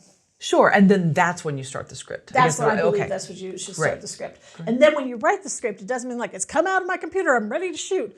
Then you really have to look at, is this a strong beginning? Is this a strong ending? Is every scene start and end at the right time? You really want to be very critical on the script stage because you're going to actually make this. It's not just to be read by people and say, you're a very talented writer. We're not going to hire you, but we see that there's talent here and we're going to, you know, get you an agent or something like that. Nobody wants to read a short script, you know. It is literally a document to be made. So, you know, be tight and do all your criticism of what works and what doesn't work before you go shoot it. Because there's nothing worse than, you know, coming away with a long, you thought it was going to be, I always tell people, like, if your script is 12 pages long, it's not going to be a 12-minute short. It's going to be a 15-minute short. You know, that rule of 1 page, 1 minute it's not concrete of always going to turn out that way. So and quite often short films are more leisurely paced than they should be. So if you write an 8-page script, that's more likely going to end up being a 10 to 12-page film. It just expands beyond what was actually on the page. Oh, that's great. I didn't actually think about that. So then less is more. Yeah, less is more. Right. Plus you're going to have credits at the end, et cetera, et cetera. So don't, you know, I'm going to make a 12-minute film, so a 12-page script, here we go. No. Okay, so Also, you don't want to spend all that money for it. Like, why shoot the 12 scenes, of him driving up to the dry cleaner, putting money in the meter? It was like, that was a day that we spent outside doing all that. And turns out we don't need any of that. The story starts inside when the person walks in the door. right. So if let's say it's the replacement and he's coming in to somebody's day off, and just have him already in the dry cleaner. Exactly. Don't show him begrudging and having to drink coffee and psych himself up to go there. Just have him there. He sees an old jacket. He feels around. Oh, there's a letter in there. Okay, great. Now we've got a story. Okay, Exactly. perfect. What if you don't have a budget? What if you can't pay anyone? So here's the thing, for a short film, I always say nobody's making any money off of this. It's totally a labor of love. And everyone who's going to work on it wants you to succeed, wants the film to succeed, wants it to be as great as it is. And people love to help out. So I often say for a short film, don't pay anybody. If you're only asking for 1 day or 2 days on the weekend, people want to help you out. They're not expecting cash. However, in a proper production, you should be paying people at least minimum wage. You are employing these people. I always say people always get hurt on a short film. It's really crew-wise, and if you're doing SAG, you have to have insurance for the actors too. There's a lot of, and if you're trying to do this to learn how to do filmmaking in a proper way, then you should do it the proper way. Pay everybody, do the 8-hour day, or 10-hour day, 12-hour day, do overtime, et cetera, et cetera. Do all the paperwork the way you would do paperwork for productions, and you're learning how to do it. But I also am a big fan of you and your 4 friends are going to go do this on the sly, and you're not paying anybody anything, but you should feed them well. That's always the rules. So you can't do it for no money, but get your mom to cater it or something like that. And if it's your friends that are working with you, they want to help you. They want to do a good job. And if you're students, then everyone's kind of under the student umbrella that way too. So but you have to be true to what your film is. If you have no money, then don't write the hospital story that you don't have access to a hospital unless you can rent a hospital set. That's truly when you have to set it. If you have truly no money, be creative. Think of other ways that you can do it. Think of what you can shoot. And often for short film too, you can steal a lot of shots too. These are not going to be commercially exhibited more often than not. So, steal things, not literally steal things in your pocket, but do shots that you don't have permission to do shots with that can give a lot of production value and make it unique and special. And, for a short film too, there's no saying that you can't shoot it for 1 hour here, 1 hour there, 2 hours here. There's no rule that it has to be shot in a traditional filmmaking way of we're bringing all these people together for a limited period of time. So again, shoot on your iPhone.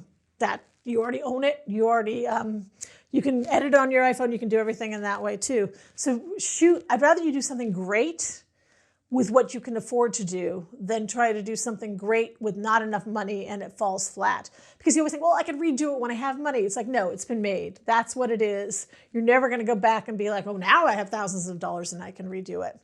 But I will also say for a lot of my students, they think like, oh, I only have $2,000, I'm gonna make a short film. And it's like, yes, you totally can. Again, I know people who've made short films for $500, for $100. You can totally do it for no money, but money does start creeping in. And, I'd rather you have $4,000 to do a really great short film than $2,000 to do a half-assed short film. What are the top 5 mistakes you see people make with short films? Well, there's a lot of things that are kind of cliche-y. One of the cliches that people always talk about is the short film, or any film really, that starts with the alarm clock going off and somebody hits their hand on it, and that's how you start the film and the day of the character. And it makes sense. It's the official start, but it's a very cliche kind of thing that we've seen.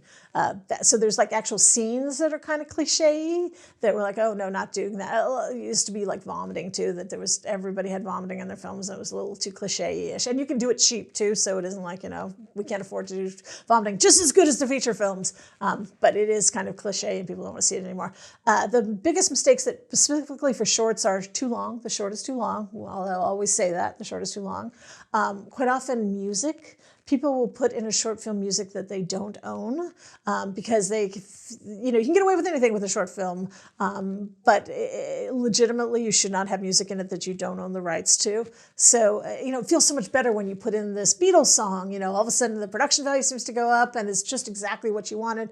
And it's a short, you're telling me with my short I should do exactly what I want, so why can't I put the Beatles song in? But if you try to put that up on YouTube, YouTube will immediately, their little, algorithms or whatever know that you have that song in it and you don't have permission for it. And then film festivals, you're supposed to sign something saying I have the rights for everything in my short that I am sending in. So, in theory, again, they'll know you didn't pay for a Beatles song that was shot in your apartment for 5 cents. How did that come to be? And then, if in some miracle, somebody wants to do something with your film that involves money later on, like they want to show it on an airplane, there's very few opportunities for short films to make money. But if you were lucky enough that it does, there's a film called Thunder Road. It's a famous example of it, that he uses the song Thunder Road in it. They play the Bruce Springsteen Thunder Road. He is singing along to it. There's no way you're going to cut around Thunder Road, and there's no way you can later substitute in another song when there's interest in it. So he did it as a, kind of like a calling card for his talent, this short film. And he sent it into Sundance just for the hell of it. And it got into Sundance where he didn't have the rights to it. And then he won Sundance for the short film, and he didn't have the rights to it. And so people wanted to do all the stuff with it, and he didn't have the rights to the song Thunder Road. So and everyone always says, don't do this. He wrote an open letter to Bruce Springsteen, and so they made a private deal to allow him to. So Thunder Road is on Vimeo, no charge. So he's not making money off of it, and we can all see it. But he did still have to pay Springsteen some money for it. So don't put money you don't own in, and don't have people sing, especially to songs you don't have rights to. And then, if you do SAG, Screen Actors Guild actors, there are rules about how that has to be done. So a lot of people make that mistake of they don't think about that they're going to have SAG actors, and then they realize they want it, and then they're too late in doing their paperwork for SAG, or they don't realize what it means to have SAG actors, because there's a lot of rules about that. So that's a mistake people often make with their short film, not understanding what it means to have SAG actors. And then a lot of times people have bad acting in their short films. They don't have access to great actors, and they think it'll be fine, and then the acting is just terrible. The two things that ruin both short films and low-budget features, but actually all features, bad acting and bad sound. So don't have bad acting, and then don't have bad sound. Pay to have really good sound, and put a little money in post-production for sound too. It'll make the world of difference. So was that 5? I'm not sure if I hit 5, but close enough. Well, and then we can always add in the bonus one, which we've talked about throughout, the walking. I make light of it, but it's a great point. Yeah, have the person already there. Exactly. Start as late as possible and have them actually there. What do you think about monologues in short films? Well, I think it can totally be great as a short film, as a monologue. Is there a reason that you are doing that? And does that monologue have a beginning, middle, and end? And what are you showing? Are we just having somebody talk, or is there some other visuals happening beyond the monologue? There is a short film that showed at Sundance. For IndieWire, I used to pick like the best short films at Sundance. So it was always a delight to get to see all the films that were playing and then pick which ones were interesting and different. So there was one called, I think it's called Dear Mr. Shakespeare, that was a monologue, but he had all this other activity going on beyond the monologue. It's something close to Dear Mr. Shakespeare, and that's a fabulous example of a monologue kind of film. Thunder Road, I don't want to keep on harping about Thunder Road, but Thunder Road is a eulogy, so I think that's like basically a monologue, and that's a super interesting film as well. So there you go. I already gave you 2 examples of a monologue that worked really well. I'm just sorry to go back. If someone's singing, even if there's no music and it's just the actor singing, and the actor's SAG and everything's taken care of with the paperwork, but they don't own the rights to that song, and it's not under fair use or something. So Happy Birthday used to be the thing that tripped everybody up, but now it's not. Now Happy Birthday is back to being public domain. So you go ahead and use Happy Birthday as much as you want. But you used to see in older films, because people didn't want to pay for Happy Birthday, that their birthday song that they would sing when people would pull something in was not our traditional Happy Birthday, but some made-up song that nobody in their right mind sings, but it is, they made it up and it's a brand new song. So there you go. So yeah, you don't want people actively singing a song that already exists, even though it's not the actual recording. You have to get the sync license for that song. So wow. And I would assume that's much cheaper than the actual rights to the music. Well, I can maybe go into not. a whole thing about music, but basically, if you license a song, you have to get the sync rights and the master license rights. And traditionally, what they do is they make them the same. So if you whatever you pay the sync, you would pay the master. So for example, and also you can get festival licenses for films that way too, so that you're only paying for rights to use that song on the festival circuit. And again, you're not making money off of it, so it's a smaller amount, but. If somebody later wants to use the film commercially, put it on a DVD, not that anyone does that anymore, but put it on TV or put it on airplanes, then you have to have the rights completely tied up. So music rights is a whole headache for both short films and low budget feature. And what I always try to say is there's so many composers out there who would be thrilled to write their own song for you, and then you can do the legal paperwork properly and make agreements, and it should be done for, hopefully you can pay the composer a little bit of money too, but it should be much more inexpensive, and it's a great opportunity for everybody. The composer gets to write a song or compose the music for your short film, gets a credit. You get something that's unique to your film. Everybody wins. What do you think 99% of filmmakers get wrong with their short films? Well, it's not fair to say 99% of filmmakers get wrong, because there's no wrong or right in short films. And who am I to say what's right or wrong? That's the great thing. Nobody gets to decide what is good for films. So there is nothing, but I will say length is always the problem. I hate to always harp about length, but I think what people get wrong is they do too long of films, or the film that they have made a 5-minute film that is somehow 8 minutes, but really should be cut down to being 5 minutes. And who is the one that sort of decides that? Like, I'm sure so many filmmakers think, well, no, I need this one scene in here, though. Yes, I've helped critique films of work in progress where I will try to talk forever to convince them that that scene is not necessary, and the filmmaker insists it is, and you're making that film. You get to do whatever you want to do. So I can try to push you this way or that way, but it's your film. You should stick by with what you think it is. And maybe that scene means everything to you, and it really is the whole reason you made the film, and that's why you want it in. And I can talk myself blue in the face trying to convince you it isn't necessary. We've already done that point. If we take it out, no one's going to miss it. But ultimately, that's where you as the filmmaker get to be the final arbitrator with a short film. Nobody else is paying for it or making it a commercial, man. Quite often, if you're doing it in a school situation, sometimes you have to do what the professor wants you to do, but then you can recut it on your own and make it what you want it to be and use that one as the film you show people. It's your piece, you're making it, it expresses you, you should do whatever you want to do. What makes people stop watching a short film, let's say 1 minute in? So with anything, short film or feature, the viewer gets to decide what they want. We only have so much time in our lives. So if you start watching it and a minute in, you have no interest in it and you think it's terrible, nobody's going to put a gun to your head and say you must keep on watching it. If you're in a festival situation, you paid a ticket to go see a program of short films, you are kind of stuck in the theater and you have to, watch the whole entire piece as they go on. But, the viewer gets to decide whether they want to keep on watching or not. The unfair part is, and this is someone who has been a screener for festivals or has been a screener for various contests, because shorts sometimes have a major change at the end that switches everything out and makes you think differently of everything that happened at the beginning. Sometimes it's weird or incomprehensible, or something's happening at the beginning that you don't understand yet because you haven't put the time in to hear the rest of the short and see how it switches at the end. So truthfully, because we're going to give you the benefit of the doubt, people should watch the short film to the entirety, because it really could have a twist ending that makes it all what you saw previously now make complete sense. And also what we said earlier about how, sort of the cliches of the alarm clock or vomiting, maybe we'll give a pass on the vomiting, I don't know. But but we can always make exceptions. Like how many great short films do start with the stupid alarm clock, So what we're going to say, they did the alarm clock shot, we're turning this off, we're not going to watch this. You have to forgive it. And there's also only so many ways you can tell film stories too, So I say this is a unique voice that has put something out there that's special and unique.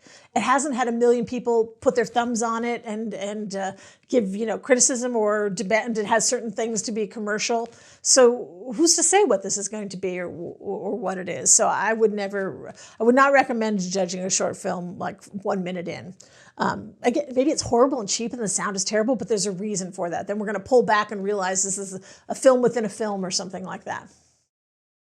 Can you make a short film for no money? You can totally make a short film with no money in this new world of you have an iPhone in your pocket. But also, and I don't think the camera is the most important thing whatsoever, but You have a phone in your pocket you can use. Also, I guarantee you, you know somebody who has a more expensive camera that they are not using that weekend and will lend it to you. Bartering is the best thing in the world. If you have editing skills, you know somebody who wants to make a film, say that I will gladly edit your film for free if you come and shoot my film when I'm ready to make my short film. If you, bring your camera, I will then do your edit. So barter your skills with other people. That's one of the things we have to offer, that we don't need to be paid. We really can, our time has value and we can offer that. Our skills have value. But if you make a film for no money, you have to realize the kind of film you can make with no money. You're not going to be able to make something that is a knockoff of a big studio film. However, if your day job is doing special effects for a big studio film and you have access to all that equipment and you can use it for free on the weekend or whatever, maybe you can make something that's crazy impressive because you have access to this equipment that other people who have to pay hundreds per hour to get somebody to do it wouldn't be able to do. So then have sort of a like-minded network of people where you can switch off and do different tasks for each other. And be open to working on other people's films too. I can't tell you how many filmmakers want to make a short film and have never worked on anyone else's film, especially among students. And it's like, go on somebody else's set, help them out, and then learn what they're doing wrong. Shorts are a learning experience for everybody.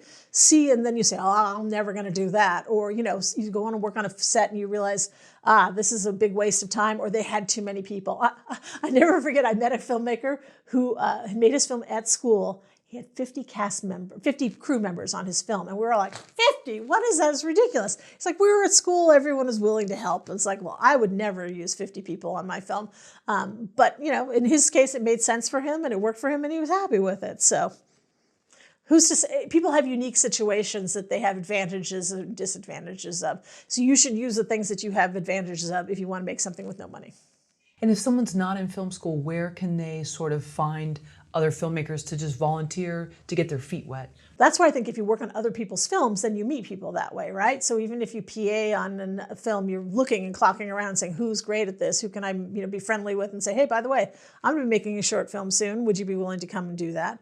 Also, there is, Craigslist or Mandy.com. There's places to also, like UCLA Extension has a website where their students can list that they're available to work on films. There's film organizations in Los Angeles. And again, I keep on speaking about Los Angeles because I'm from Los Angeles, but I'm sure in whatever city you're in, there's a film society or film organization. The other big tip that I love is, like, if you have a film festival in your city, volunteer to work at that film festival because you're meeting other people who love film and want to be involved in film. So not only might you meet people who come into the film festival, but you'll meet other volunteers who I guarantee you would be happy to work on your film because they too have the same sensibility you have. They want to be making these films. They love films. So that's like the number one tip that I love is, like, volunteer at a film festival in your local hometown or a film society and meet people who have similar interests and get them to work on your film.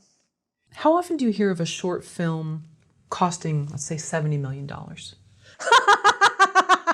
Well, animation, Pixar makes these short films. I don't think they're $70 million, but they're done properly through Pixar, where nobody's working for free on those. So I don't know what the budgets are for those Pixar shorts, but they're not done for 5 cents.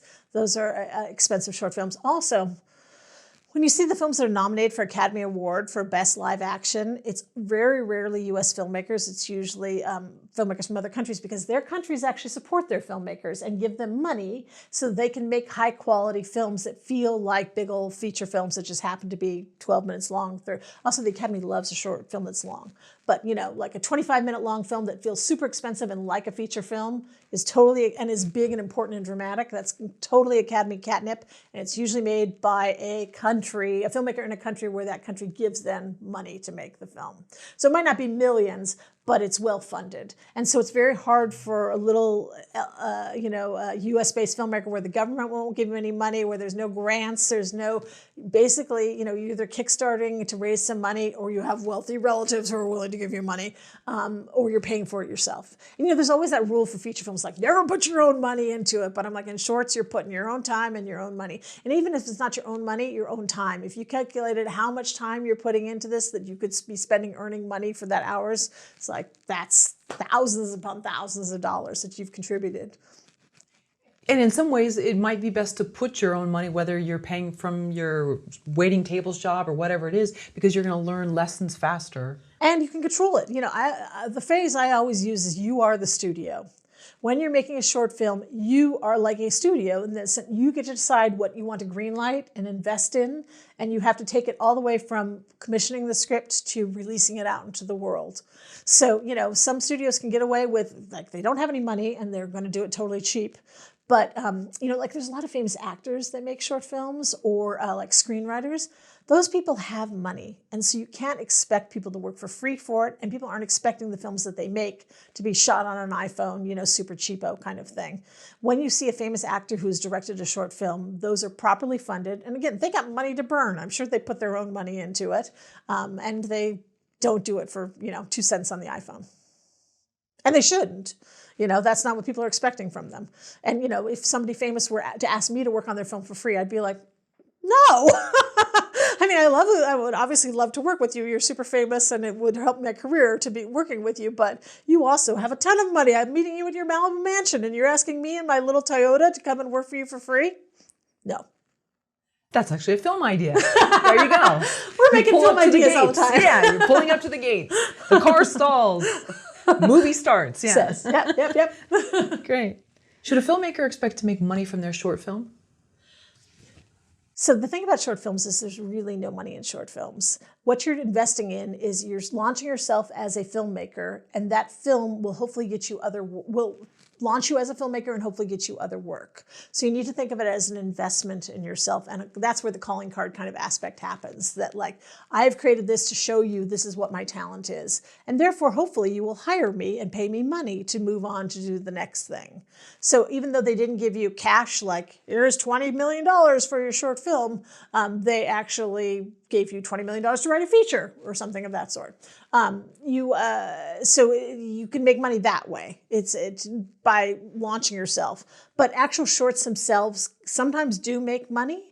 There are still a few places that will pay for license a short film. The problem is, so it used to be called interstitial programming, where movie channels used to have a feature that runs short and they need to put something else on before the hour starts up again. And that's the short films I made for Fox, were for a cable channel that used them that way. You had 20 minutes you had to pad, and so let's put some short films in there, and that way we padded the time. HBO used to pay money for short films to use it in that way. But now people, all they do is they'd rather make a little featurette about a TV show to convince you to watch that TV show and fill up the time that way. So domestically, there isn't a market so much for it anymore, but PBS still occasionally pays for short films. Yay, PBS. And when I say pay for, they're licensing it. They're licensing your short film to air in a certain way in a certain market for a certain time. They're not buying it outright. There are some markets foreign that also still pay for films, sometimes to be used on TV interstitially, sometimes to be used in other ways. Airlines, sometimes short films. It used to be too my short film's going to be on iTunes or Amazon and people are going to pay me for that. And some are, the Academy Award shorts, by the way, are their own category, that those actually get put in movie theaters and people pay money to see the Academy Award nominated short films, which makes me so happy. And that's for features, and they put the animated shorts out that way. They put the live action shorts out that way, and the documentary. And people pay money to see them in theater. It's it proves people are interested. They want to see these films that the Academy has said are worthy and of value. And those films do make money for the filmmakers. So there are cases, weird ways that sometimes films do make money and make their money back. But that's a unicorn. Most times you just got to go in the understanding of, the other way you can earn money is at festivals. Sometimes there's money prizes at festivals. So I know of many filmmakers who have won more as festival prizes than they actually put into making their film. So they made a profit that way from their festival prizes. So, another reason to do festivals is there is a category for short films and you can be a prize winner that way. So sometimes there are ways to make money. The funny thing too is later on, if you become famous, we're very interested in famous people's short films. So they might be interested in your film that way once you become famous, or maybe you really luck out and somebody's starring in your film and becomes famous later on. And then there's interested in, so But what would stop you from making money from your short film is if you didn't do everything right. If you didn't get all the cast signed release forms giving you the rights to their performances, if you didn't do deal memos so that they're afraid that some crew member will come back and sue you when all of a sudden you're making money, if you have music in it, or not even music, but artwork or clips of other films that you don't have the rights to, that at the time you're like, what the hell? It serves my artistic vision and it makes it great. But somebody's saying, hey, I can give you money, but you have to have all these things cleared. You have to buy errors and admission insurance, which stops people from suing you. It doesn't stop people from suing you, it protects people when they're being sued. And that costs money too. So there's a lot of, sometimes, and then there's SAG payments that change when you actually sell your film. So sometimes there's other reasons why you can't sell your film, even if somebody were to offer you money for the film. But sometimes it's also laughable. It's like, hey, somebody in Poland wants to license your film for $13. It's like, is it worth everybody's headache to do all that paperwork to get your film licensed for $13? And is it also too, let's say, like brands, like if you in the same way, if you were trying to learn how to do it right for the feature film, you should do all that right for the short film so that you don't have issues. But it's like if somebody in your short film is drinking Coca-Cola, but they're not like a murderer or something like that, they're just accidentally drinking Coca-Cola, nobody's going to stop your film being distributed, being like, you didn't clear the rights for Coca-Cola. It's not that big of a deal. It would be more if, the killer clown kills everybody with the Coca-Cola can, then there could be an issue that Coca-Cola would not approve of that use of their can in that way. What if it's you have a scene where there's like a couple at the table and there's a replica of a Renoir in the background? Right. Is that someone still needs to clear the rights for that? Yeah, they do, definitely. And that's always kind of surprising. The other thing I heard about recently that I never even thought about was tattoos, that the tattoo artist has created original artwork. So if it's the real tattoo and you're using it in a very obvious way in the film, it isn't just like they're walking and they happen to have tattoos down their arms, but there's a big part of the film that focuses on this tattoo. You have to get that cleared from the tattoo artist who created that as original artwork. Wow, Yeah. that's new and sort of a new... But new to me. It was explained to me and I was like, I never even thought about tattoos. Wow. Okay, but that is original artwork too. Well, you can get temporary ones. Exactly. But whoever designed that temporary one, you true. need to get them to sign to say that they gave you permission to use their artwork for. Wow. I know, crazy, isn't it? Wow, that's fascinating to know that. Again, everybody, is creating something artistically. So, what I always say, so documentary, there's a lot more leeway because they're capturing real life. But for narrative filmmakers, the argument is you're creating a fictional world in which you've touched everything in that and have decided everything's in there for a reason. So if you've chosen to have this Renoir in the background, then there's a reason that you've done that, and then you should appropriately pay everybody. If not, take the Renoir out, get a cleared artwork, or just go in the back and scribble it yourself and put something else in there because you've chosen all of that. Sure, yeah, just a couple of brush strokes and just pretend it's some kind of modern art piece. There you go, it's done. And often Greeking is what they call it when you put like tape over something so it looks different or changes it out something. Or, we often say, because you often have crew members be your cast and be your extras or whatever, you just really want to watch their clothes because often crew members are wearing like a Panavision t-shirt. I'm like, could you turn your t-shirt inside out? Could you take, Major League Baseball or any kind of major sports thing, they all want money. So you don't want somebody with a Yankees cap or you don't want somebody with an NFL branded Dodgers, whatever, all that is protected and you can't do. And again, I'm based in Los Angeles, so I will of course say Dodgers or whatever, but the Hollywood sign is also something that's protected. And so you have to pay for the use to use the Hollywood sign. And you can't just be like, well, who's in the background? It's like, well, pick a different shot so it's not in the background. But they want money, they know about it, and they also actively screen to look for it if you've used it and they will come after you. Once a filmmaker has finished their short film, what should they do? So when you finish your short film, you have to decide, what do I want to do with this? Sometimes I honestly think you're not going to show it to anybody. It's, it was a learning experience. There's a lot that's not good about it, and don't show it to people. But often you've made it because you want to show it to people. There's a reason you put all that time and effort into it. Now you have to decide, well, what do you want to do with it? And there are basically two routes. One is the festival route, because that is the screening for short films and making them professional things that people will see through the festival circuit, and launches you as a filmmaker and gives you an entree into the professional filmmaking world. So festivals is one world. And if you want to do that, you it costs money. So you need to decide how much money you want to put into that and how much money you can do, and set up a marketing budget, frankly, to do it that way. So festivals is definitely legitimate. Like, a lot of short films are made for the festival circuit. A lot of films are just going to be put on YouTube. We made them digitally. I want to share them with the world. And it's funny because a lot of times people think, oh, I don't want to have my film on YouTube. And then later they're like, 10,000 people have seen my short film. There's no way that you could get 10,000 people to see it on the festival circuit. So if your point is that you wanted to communicate with people and have people see your film, how amazing is YouTube? It doesn't charge you, or Vimeo. There's other places. There's actually a lot of places you can put your film online. But, how amazing is that you can get your film seen by people that way? And there's places like Short of the Week where they want to, put your film out, and you're put in an arena where people are actively looking for short films and seeing it that way. So there's a lot that you can do with your short film online. The negative thing about putting your film online is that if you want to later do festivals still don't like it if your film's been online, because they're like, why should our patrons pay money to see your film when they could actually just see it for free online? Same thing, if by some miracle your film could potentially be Academy Award qualification, they do not want it to be broadcast first before you're qualified. So people put their film online and then they can't be considered for the Academy Awards. Very few films actually get nominated for an Academy Award or considered for the Academy Award. So I wouldn't kill yourself about that. But if you think your film is an Academy Award kind of film, especially animation or doc, think about that and be smart about it if that's the venue you want to go. And then, sometimes the films can be put on TV, and that's a fabulous thing too, if that's an option, or, maybe they've been made for commissioned by TV or whatever.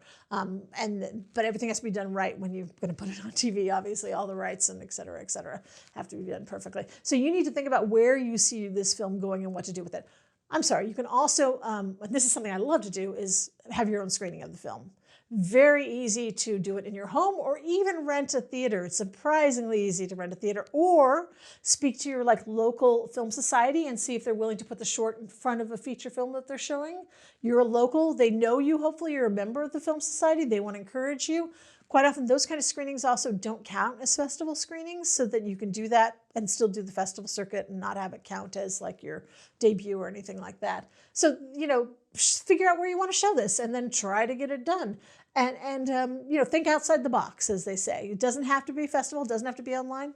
Think about film festivals. Think about other places that might potentially want to, show your film in some way. But don't think that isn't a big part of the process. If you've made this film to be seen, it's going to take a lot of time. I know filmmakers who've been very successful in the short film circuit and had to spend 2 years following their film on the festival circuit, submitting it, making sure it got seen, occasionally getting to go to the festival, et cetera. And then that becomes a full-time job, whereas they made that film because they want to get hired to do something else. So sometimes you don't see films after a little bit because the filmmaker got what they wanted out of it. They don't want to keep on sending it on the festival circuit. It's like, I've already got an agent out of this. I've already got a job doing something else. Well, I don't need to spend more time on the festival circuit. So when films are big rock star-y kind of films that way, they win awards and everyone's interested in them, the filmmaker is often like, I'm not interested so much in doing that anymore because I got what I want out of it. And so then festivals will start offering incentives too to make it worth your while. So if you luck out and get something that's really that special film, you can charge screening fees. You can they'll ask you to apply for the festival and they'll waive the fees for submissions. There's a lot of things can happen if you luck out and have one of those films that everybody wants to show. And I know those fees vary, but what's the typical short film entry fee? So here's the nice thing about short films. Sometimes it's free. Sometimes it's free for students. Sometimes there's a student fee. Sometimes there's a just normal fee. There's also, always very important, early fee, a late fee, and I guess standard fee or whatever. So you really want to look at that because that can be a world of difference. If you wait for the late fee, and we all tend to be procrastinators and kind of be like, I'll wait until the very last minute. Okay, now I'm sending it in. That could be the difference, $100 for the late fee. Whereas if you sent the early bird fee, it was $25 or $35. So, I would recommend don't be that procrastinator and send it late only for financial reasons. Also, you can really look on a Film Freeway and see, well, where's it free to submit my film? Places that you have relationships with, like your local film society, shouldn't charge you. They should be willing to look at it for free. And so there's a lot of ways you can do it for free without submitting any money. But film festival submissions is expensive, and it is a joke that, like, my God, I probably spent more money on my festival submissions than I spent on my actual film. Sure. And and ask yourself really what do you want out of it? Because sometimes it's just gratifying to go there, be part of the Q&A and show it with friends, and then you feel like you've accomplished something. Yeah, and who knows what will happen as a result of that screening too, Something else could happen that you weren't even thinking of, and then that's great, and that's what you wanted out of it. Do you often hear from filmmakers that their goal is to make a viral video? Viral is something that people used to talk about a lot, like, oh, it's going to become a viral hit. And, even today, if you're able to, something happens like that, more power to you. But often there's no magic formula for that. And it's also no longer like, if you build it, they will come, that you can just put it up and all of a sudden, oh, it becomes a viral video. Some people can kind of plan on it a little bit, like, I know a filmmaker who did this kind of raunchy father-son story that he launched on Father's Day, and did this whole kind of press release about how it was going to launch on Father's Day. And so people who are writing stories about, what to watch on Father's Day or whatever, could reference that. So he really thought it all out and had a hook to make it of interest and did something in that way. But in general, I don't think, viral thing is kind of a miracle, that there's some reason that people start sharing it, like it gets on Reddit and a lot of people start, so some ways you control it and some ways you can't control it. In the old days, there used to be like Star Wars fan films that had this built-in fan base of people loved these Star Wars things, and there wasn't so much Star Wars material being made. So those kind of videos could go viral, but now there's so much Star Wars stuff officially done that I doubt you're going to get a viral Star Wars video happening. It's like there's enough talk about the official stuff going on. So I think it's impossible to kind of like pre-program something going viral. You never know how it could happen. And if it happens, more power to you, and, ride that storm as much as you can and be prepared. The one thing you can do is be prepared for what happens next, because, it's like, so now something got viral and people are talking to you and they want to, when people start talking about to you because like your film did well at the festival or did well online or whatever, they don't really care about that actual short itself. They're not going to do anything with it. They're not looking at it to, put in the movies or something like that. They're looking at like, you have talent, you've got their thumb on the, the pulse of excitement now. I want you to do that for me. What can you do for me? So you need to be prepared with, I have a feature film that I want to get made, I have this pilot for a TV show I'd like to shoot. Or would you look at my pilot for my TV show? I want to get that made. You have something else that they can be involved with that, now that you have heat, you can capitalize on that heat. But it's not your short they're interested in the talent that's shown in the short and the attention that you have, but they want to know what's next. And that's where a lot of filmmakers make a huge mistake, is they don't have a what's next. Their film does really well in the festival circuit. People say, oh my God, this could be a feature. And you'd be like, talk to me in a year when I actually write the feature. It's like, you want to be, and I'm writing the feature, or I'm on the finishing touches of the feature. You want to be ready to go with that thing that they can capitalize on. And, the heat can turn into something that can earn you money and move the next step on your career. Do you think some people, though, they think this won't happen, that this is, I'm just putting this out there and I'm not going to get this attention, and that's why they don't properly plan? Yeah, or it's such a big boulder to push up the hill, right? You've had to write this thing, finance this thing, get it up and put it in somewhere, and then deal with all the tsunami of all the success. You haven't had time to write the feature film. This whole thing took you forever, and you did it all yourself. So it wasn't like you had 100 things in your drawer that you were ready to do next. It takes a lot of work. I know a lot of people who, that was it. They did that short film and then had all that hoo-ha, and then now what? And then you're cold again, and you either have to make another film or... I also know people who just love making shorts.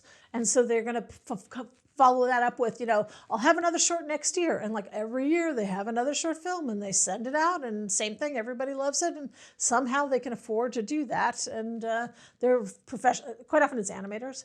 They're professional short filmmakers who get to do whatever they want, and turn it into that. Myth or truth, you can't make money by selling your short film?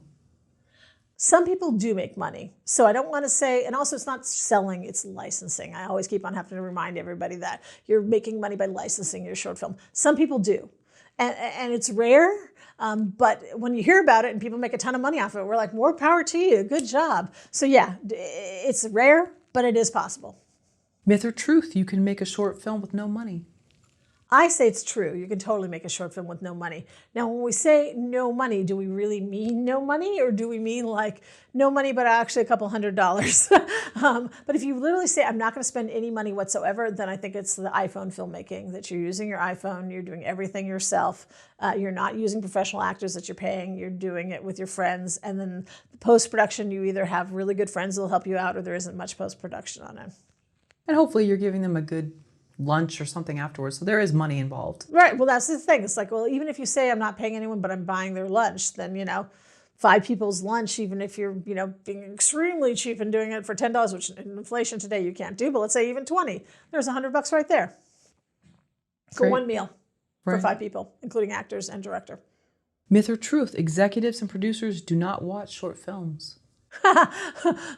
What? No, that is a myth. They do watch short films. They might not watch the film to the entire ending, but they do want Hollywood.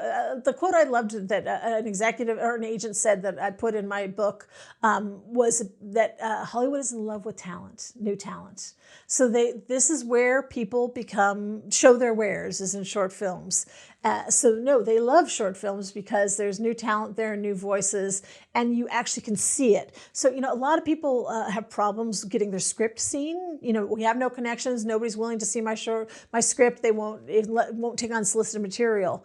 But they will watch a short film because the short film already exists. So you can't say that, we actually had another project that was in development that was similar to it. It is there, it exists, and people are more willing to look at it because, it's not as hazy as a script that could be changed, or we have something else in development with it.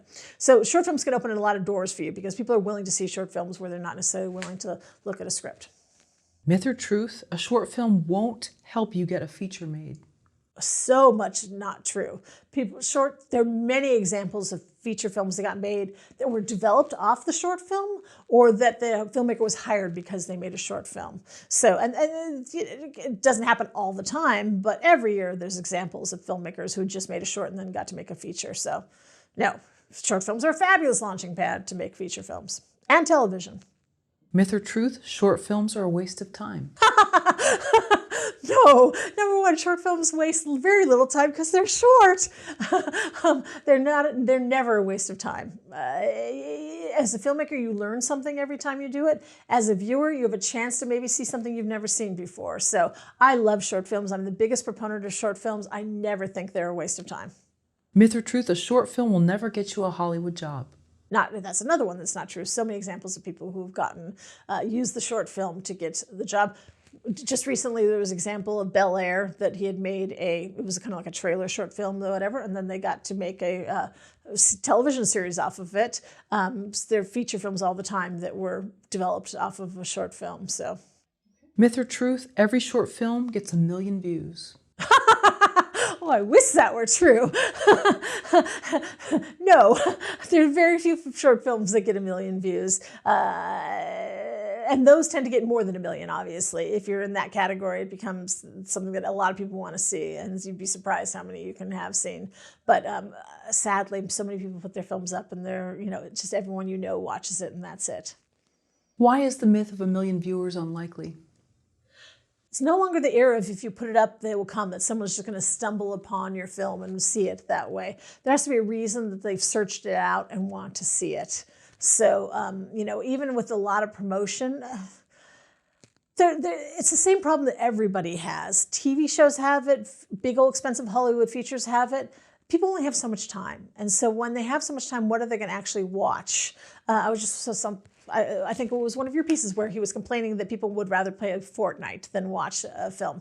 So, it's like you're competing with all these different, I myself see it. I will spend all this time going on Instagram, and it's like that's time I could have watched 3 short films, but instead I'm flipping through people's stories on Instagram. There's just so many other things that take people's attention. And also, here I am. I'm the biggest proponent of short films, but I know a lot of people have seen short films that they just thought were terrible or were dull or were long. As soon as people don't have great experiences watching short films, it's really hard to convince them that they want to see a short film. Very limited attention span, where you think like, it's only 2 minutes, can't you please watch it? Just to get somebody to watch those 2 minutes is very hard. I kind of have shortchanged short TV, actually. Short TV shows short films on TV. They have their own channel. They do license films and try to license films beyond it, too. There are definitely ways that people who've invested in short films and want people to see short films and put them out there. And the Academy Award short films that go out on the festivals, on the theatrical circuit, where you can see it in your own hometown in the arts theater. So there are lots of ways that short films do get seen, and great short films get seen. I think quite often it is that curated thing of somebody saying, wouldn't you like to see the short film that won Sundance? Versus, hey, my brother shot something on his iPhone. Which one would you like to see? Now, sometimes that thing on the iPhone is fabulous, and the short film that won at Sundance is painful. But in general, there is that curation thing of I think a lot of people would rather see the Academy Award nominated short, the Sundance Award winning short, or some viral thing that people have said, this is amazing, you totally have to watch it, and then you watch it. Myth or truth? 99% of short films are awful. So. I don't think so. I think there's a lot of great short films, but Sundance releases the numbers of films that are submitted to the festival each year. And so last year, in a pandemic year, over 10,000 shorts were programmed. How many did they show? Of course, it's limited by how many they can actually show, but they showed like 59 short films. So, if all 10,000 of those were amazing, wouldn't that be just like, oh my God, how can we not show all 10,000 of them? But no, obviously, what's that number? That's close to 99 of them. Only, 59 of them are going to be. And again, I'm sure there were a lot, like 150 of those other ones that should have been programmed, but they just couldn't have been. Sure. But I'm sure of those 10,000, 5,000 of them were just, direct. Myth or truth? These days, fan films are better than Hollywood movies? Well, the Hollywood movies, a lot of people like to go see Hollywood movies, so we're not going to discount that whatsoever. And when we say fan films, we're saying that films that are kind of like take some existing property and use that in some way to make something of their own. And there is a passion, why people would be interested in it is because they're interested in that topic. So like, for example, there used to be a lot of Star Wars fan films that people would make. But now people's tastes are so all over the place. It's hard to know what a fan film people might be interested in. But actually, I'll go back to the Bel Air example again, that was a fan film, that he liked the original Fresh Prince and he thought of a unique way of doing it and made his own version of the Fresh Prince that was a different take of it and made a little short film. And then people were interested in that.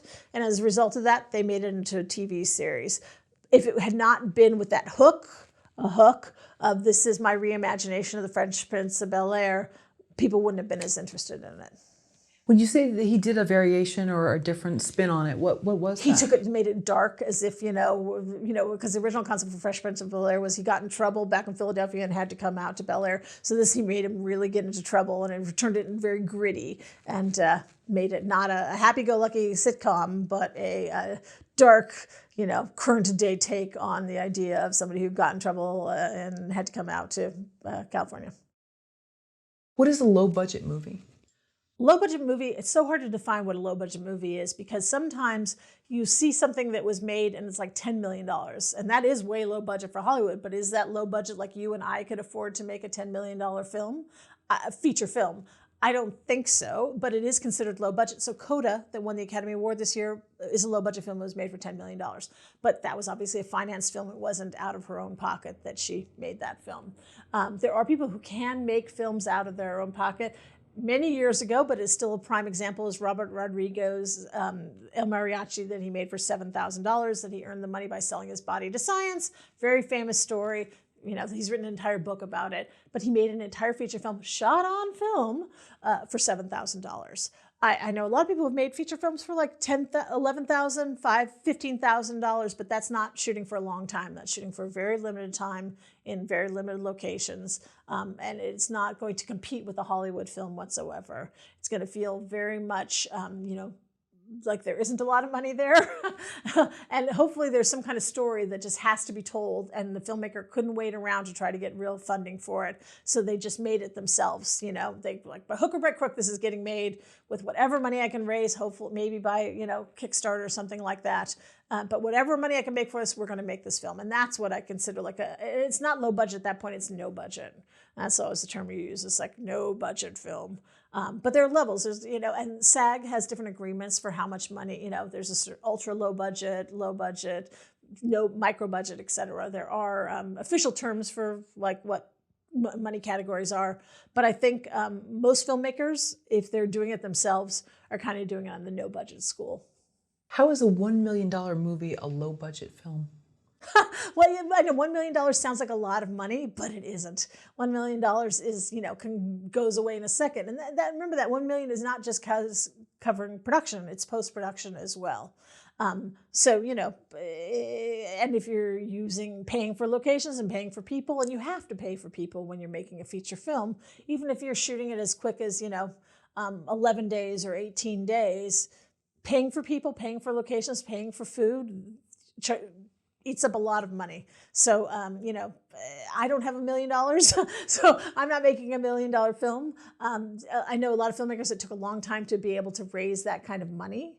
But when they were able to raise that money, they made films that did get attention, usually on the festival circuit but it's tricky on the festival circuit now too. It's very hard to get the festival circuit to program a film that it has to be really exceptional, that has no stars in it, that was made for no money. We live in the world, unfortunately, now where there's too much content. So, you have to have a reason why people should watch your $1 million film. And hopefully the reason is you're a very unique storyteller. But I tell people this all the time. We're kind of waiting for the next Quentin Tarantino to arrive. There hasn't been anybody for a long time that just radically blew everybody away for a film that they made with no money and no stars, but they had such a unique voice. So, that's what we're looking for, that really unique person that comes through, that has something super interesting to say and is telling it in a very unique way and blows us all away with what they want to do. And quite often what it is people who are just doing Hollywood movies or Hollywood TV shows cheap. And that's what they want to, they funded it themselves and they can totally do it, but it's not special or unique or worth our while watching.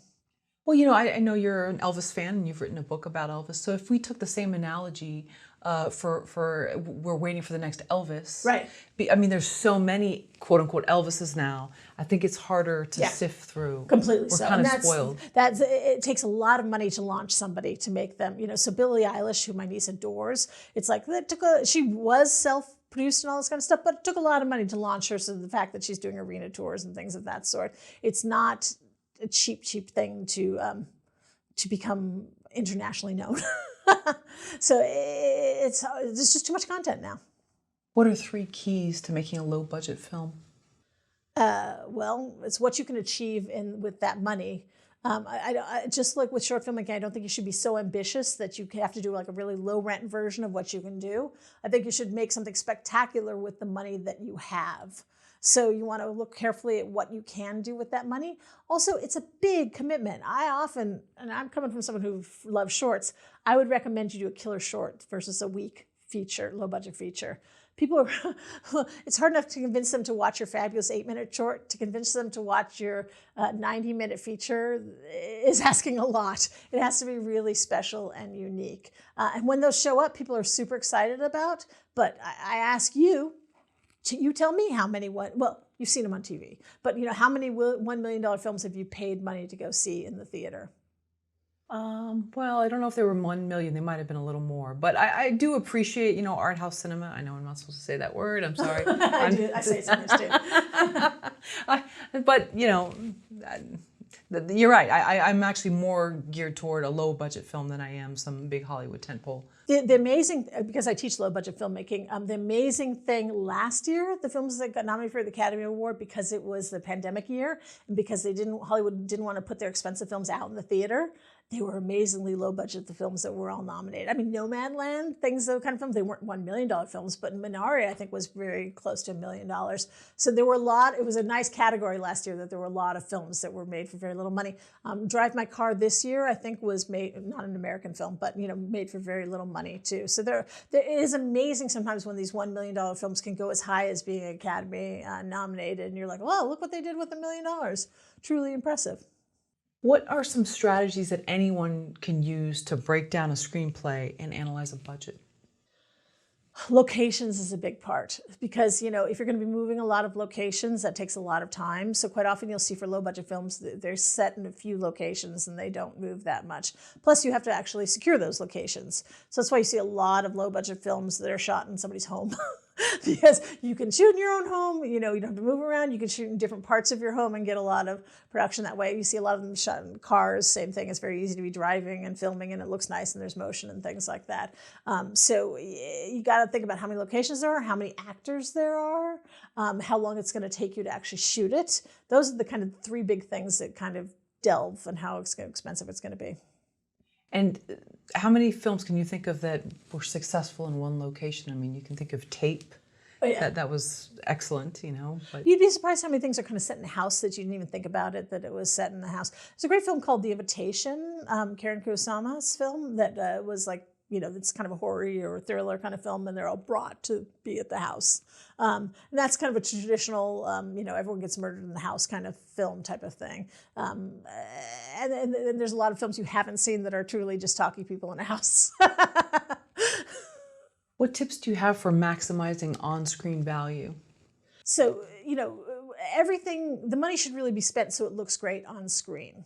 One of the things that I always tell my students when I teach low-budget filmmaking is white walls are a big bugaboo, that they look cheap. White walls totally look cheap, and it makes everything look terrible. So as much as I can shoot for free in my kitchen, well, if all those cabinets are white, and it'll look incredibly cheap. Where it's so easy to hang a backdrop or put some, make some artwork or whatever and have that in the backdrop. The camera loves detail. The camera loves a lot of things to look very full. So there are tricks, to make things look more expensive than they are.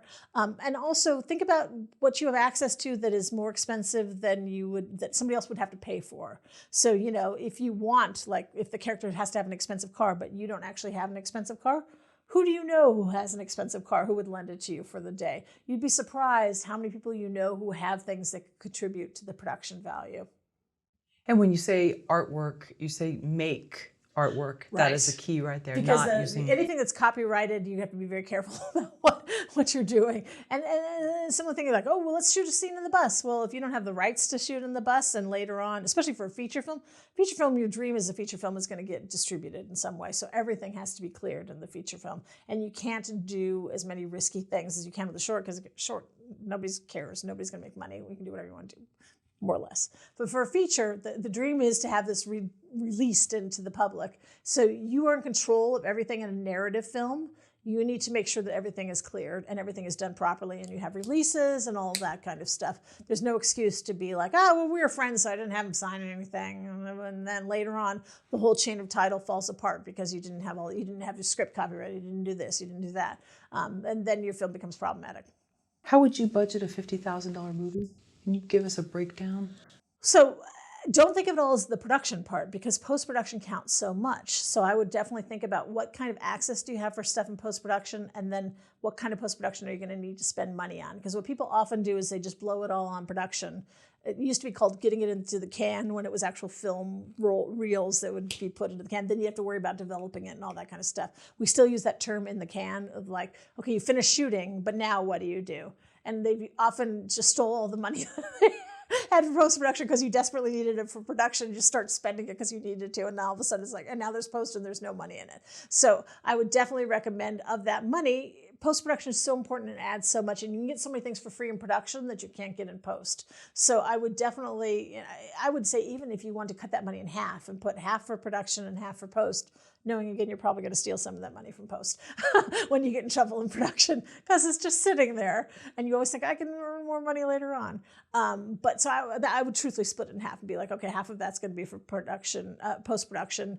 And if you're going to send this off just with like with the short, if you're going to send it off on the festival circuit, you should have some marketing money set aside too.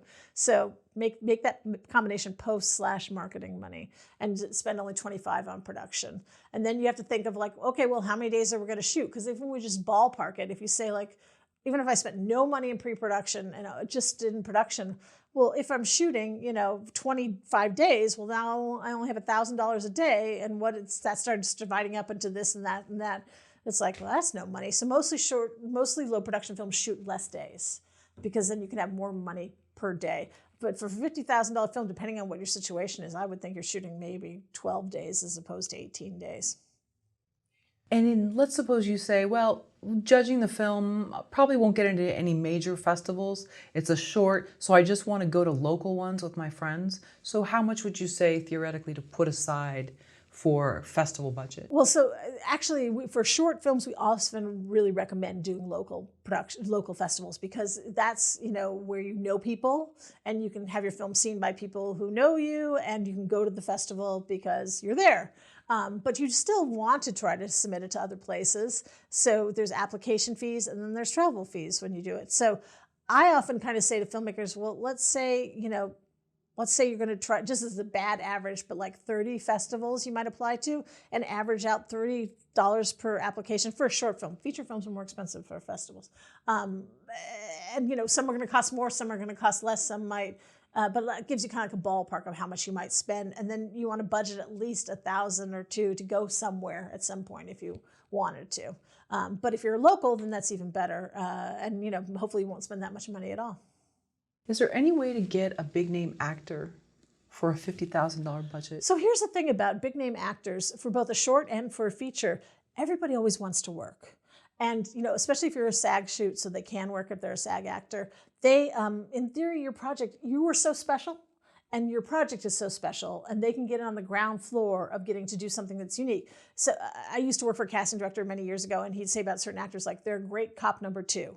Well, cop number 2, you recognize that face because they've been a great cop number 2 forever, but they want to be, not necessarily cop number 1, but they want to be the romantic lead or whatever. And so here's an opportunity for them to be not cop number 1, cop number 2. They get to be the romantic lead. And so they will want to do your short or your feature if you can have access to them. The problem is they are also, though, used to being on this TV show where they've had the trailer and the hours are such and the food is such. I always make the joke of, like, they're not so good about changing clothes in the Burger King restroom. Whereas, you know, your friend from film school is totally up for that. But these people are used to a certain level of professionalism that they might not be at the same level that you are. So that's something to think about. You know, is this something? It's always should be, everyone should be making the same film, and the person who is, you know, used to TV money is not the same person who is happy to change in the Burger King restroom. So that's one thing to consider. Also, do you have access to these people, you know? But, you know, maybe you're in an acting class with somebody who is an actor of note and you do have access to them and they know you and you know they like to do all these different things. Why wouldn't you want to have this actor who's really talented versus somebody who, you know, you've never heard of and have no idea how good of an actor they are? And there's talk about hook or interest. A festival is more likely wanting to, let's just say Nicole Kidman was your aunt. So festival is more likely to play a short film with your Aunt Nicole Kidman in it. You're pretty much in as long as the film doesn't suck. And if you can guarantee Nicole will come, you're in. So there's a big advantage of that. But then I always say then it becomes the Nicole Kidman short. And it's all about Nicole Kidman being there and everyone wants to talk to Nicole Kidman. And if you've made this because it should be the you show, all of a sudden it's not the you show. So that's something to think about too. You know, is your film any good, or is it all just because she's in it and that's all people want to know about? But Hollywood would love to see that Nicole Kidman shirt. Festivals would love to play it. You could put it online and people would be interested in seeing it. You're trading on that name. Sure, and sometimes they don't want to see the you show until they know kind of who you've worked with. Yeah, oh yeah. So more inclined to be like, she can work with Nicole Kidman. I think she can direct, you know, our little cop show or something like that. Right. Where are filmmakers most likely to overspend? Shorts are a learning experience for everybody, so you don't know what to spend on and what not to spend on. So sometimes you don't have the right access, you know, or somebody says the cameraman insists that they really need you to rent this. One of our short films, the cameraman was a commercial director and he wanted this jib arm. And we were like, we're not paying for a jib arm. And he's like, I'll call in favors. So we didn't pay for it, but he called in favors. But then we had to wait for the jib arm to arrive. And the jib arm had somebody that carried the jib and put it all together and operated it. So there was another person on the set. And all of a sudden this jib arm that we didn't want, but he wanted, you know, cost us time, you know, versus money. So that's things to think about of all of these decisions. Now, it made the film look fabulous. And when you see it, I think it was probably worth the time and money, and I didn't pay for it. So, you know, in that sense, it was really worthwhile. We did a lot of short films with animals, and we paid for the professional animals.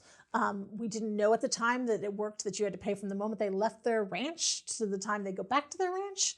So all of a sudden it was extremely expensive to have these professional animals. And then one of the little things that we did, my famous quote from that was, we had a short film that had a horse and a frog. And I'm like, why is the frog more expensive than the horse? And the answer was, it's harder to train a frog than a horse. Totally legitimate. I completely understand now. Yes, that is the right answer. Now I understand. And yeah, we probably might have had a friend who knew someone who had a horse that could bring in the horse or whatever, but we probably didn't have a friend that had a frog that could do what we needed to do on camera, on time, for a 2-day short. So yes, it was worthwhile spending money on that frog. So, you could write a short film starring a frog. You think, how hard could it be for me to go, I have frogs in my backyard, and then you realize, oh my God, it is really hard to make a film starring a frog. And so even with a professional dog, it took longer than we thought it was going to take. That's really interesting. I did not know that. Hey, you could have used Kermit. You could have. Exactly. That's the way to do it. Think something different. Okay, so now we can't afford a professional frog. So how cute would it be? Not Kermit, because that's copyrighted. But let's make our own. Somebody is probably a puppet person or a craft person who could put together a unique frog for you. And that might be a different kind of film, but I think that would be a more interesting for a film to have this puppet frog in it. And then also, because this is unique property, maybe you've now created a character that people are super interested in with this frog. And all of a sudden, you get meetings with people who are wanting to do puppet shows, and you have a puppet in yours. And so now all of a sudden you're getting hired to work for Sesame Street because you couldn't afford the professional animal frog. So it worked out well, and it made it different and unique, and yay, yay, yay, yay. What's the best way for filmmakers to keep their budgets down, save money? So Robert Rodriguez was one of the famous low-budget filmmakers that he made the film for $7,000 because he sold his body to science to make that kind of money. And he has a terrific making of piece called the 10-Minute Film School that I actually show when I teach because it's so inspiring. It's on YouTube. You can easily watch it. But he says the secret to not pay money is to not let money go out of hand is just to refuse to spend money. And he has an example from El Mariachi that they had 2 different guitar cases, one of which didn't have the fabric on the top. And the quote he always says is, I was too cheap to spend $1 for a spray can to paint the back of it. So they had to do all this complicated shooting to get around it. But he saved that money for the spray paint. So I'm the style producer, like, it's only $1. Go buy the damn paint. Let's spray it and move on. But his, every penny counted for him. And he sold his body for science for every $1 for that. So just his tip was just refuse to spend money. You find a creative way to shoot around your problems and don't spend money. And if you're like me, like, I'll spend $1 out of my pocket. All of a sudden it's like, we don't have money for lunch. Okay, here, let me spend more money for lunch. And all of a sudden your credit card bill, you leave the film with, why is my credit card bill $12,000? It's because you kept on spending stuff that you had to buy. So then you should keep an itemized list so that you really see it in black and white, what you're spending? Well, you should make a budget, and then, you can be harsh and say, I'm not going to spend more than this. I'm a big fan of contingency, though. Put some money for contingency, because things happen. And, you can say, we're not going to spend money, but then something happens, and where's the money for that? So we can't control filmmaking. That's what's kind of a miracle about it. Animators can. Animators just sit there and draw, and they control absolutely everything about it. And the time is what takes time. Or I'm saying old-fashioned drawing. I mean, they're doing it on the computer, right? It's all just computer stuff, but there's still sound for animation. You still got to deal with sound. You still have to deal with music, et cetera, et cetera. Everything always costs money, and you can spend a lot of time getting people to let you do it for free. And a lot of part of being a filmmaker is to communicate and to talk to people and to convince them that you're doing this fabulous project and shouldn't they help you and shouldn't they be along and it's going to be a great experience and nobody's getting paid and oh my God, the whole film will come together if you could just give me this free can of paint. Or do you know anybody who has a free can of paint that they could lend us? You just have to ask and put the time into it. But that's where it takes a lot of time, So you can list out, this is what we're going to need, this is how much we're going to pay per head, et cetera, but then something always goes wrong. Sure. And we can also get caught up in the spirit of it, I think, feeling good and feeling like, wow, this is going to be amazing. Let me just go over this. Instead of going to this fast food chain, let me try this place on Ventura Boulevard that has this great pizza and I want to really treat everybody. That's not a bad way to spend the money. But also on the producer-wise, it's like, oh my God, it's going to take you 20 minutes to go get that and pull it back and do that. And it's like, this is a bad decision, A better decision would be just spend a little bit more money to bring it here and do this and do that. And let's just... And you're only making this thing one. The other thing I always tell people too is when the film plays, they don't put a big sign in front of it that says, this film was only made for $50,000. Nobody knows how much that film was made for. The thing that counts is what's on the screen. So also another one of my favorite quotes from, that I have in my book that a filmmaker said was like, nobody ever walks away going, the acting was terrible in that film, but the props were excellent. We spend so much time worrying about the props. It's like the acting is really everything. We should have really good acting. It's so easy to want it to be the house that looks perfect and spend time getting the lighting exactly right and put that prop right here, whatever. But people are watching, they forgive a lot. They want a story well told via storytelling and via acting and the supporting elements like sound, etc. But they have no idea how much you spent on it. And all they know is the final product. And the final product should be something that you feel, I mean, you've had to make a lot of artistic compromises, but it should be something that you feel proud of and you're happy to send out into the world. And people are thrilled to see and enjoy. And film is forever. So this is something you're sending out for the world forever. And that's how it exists.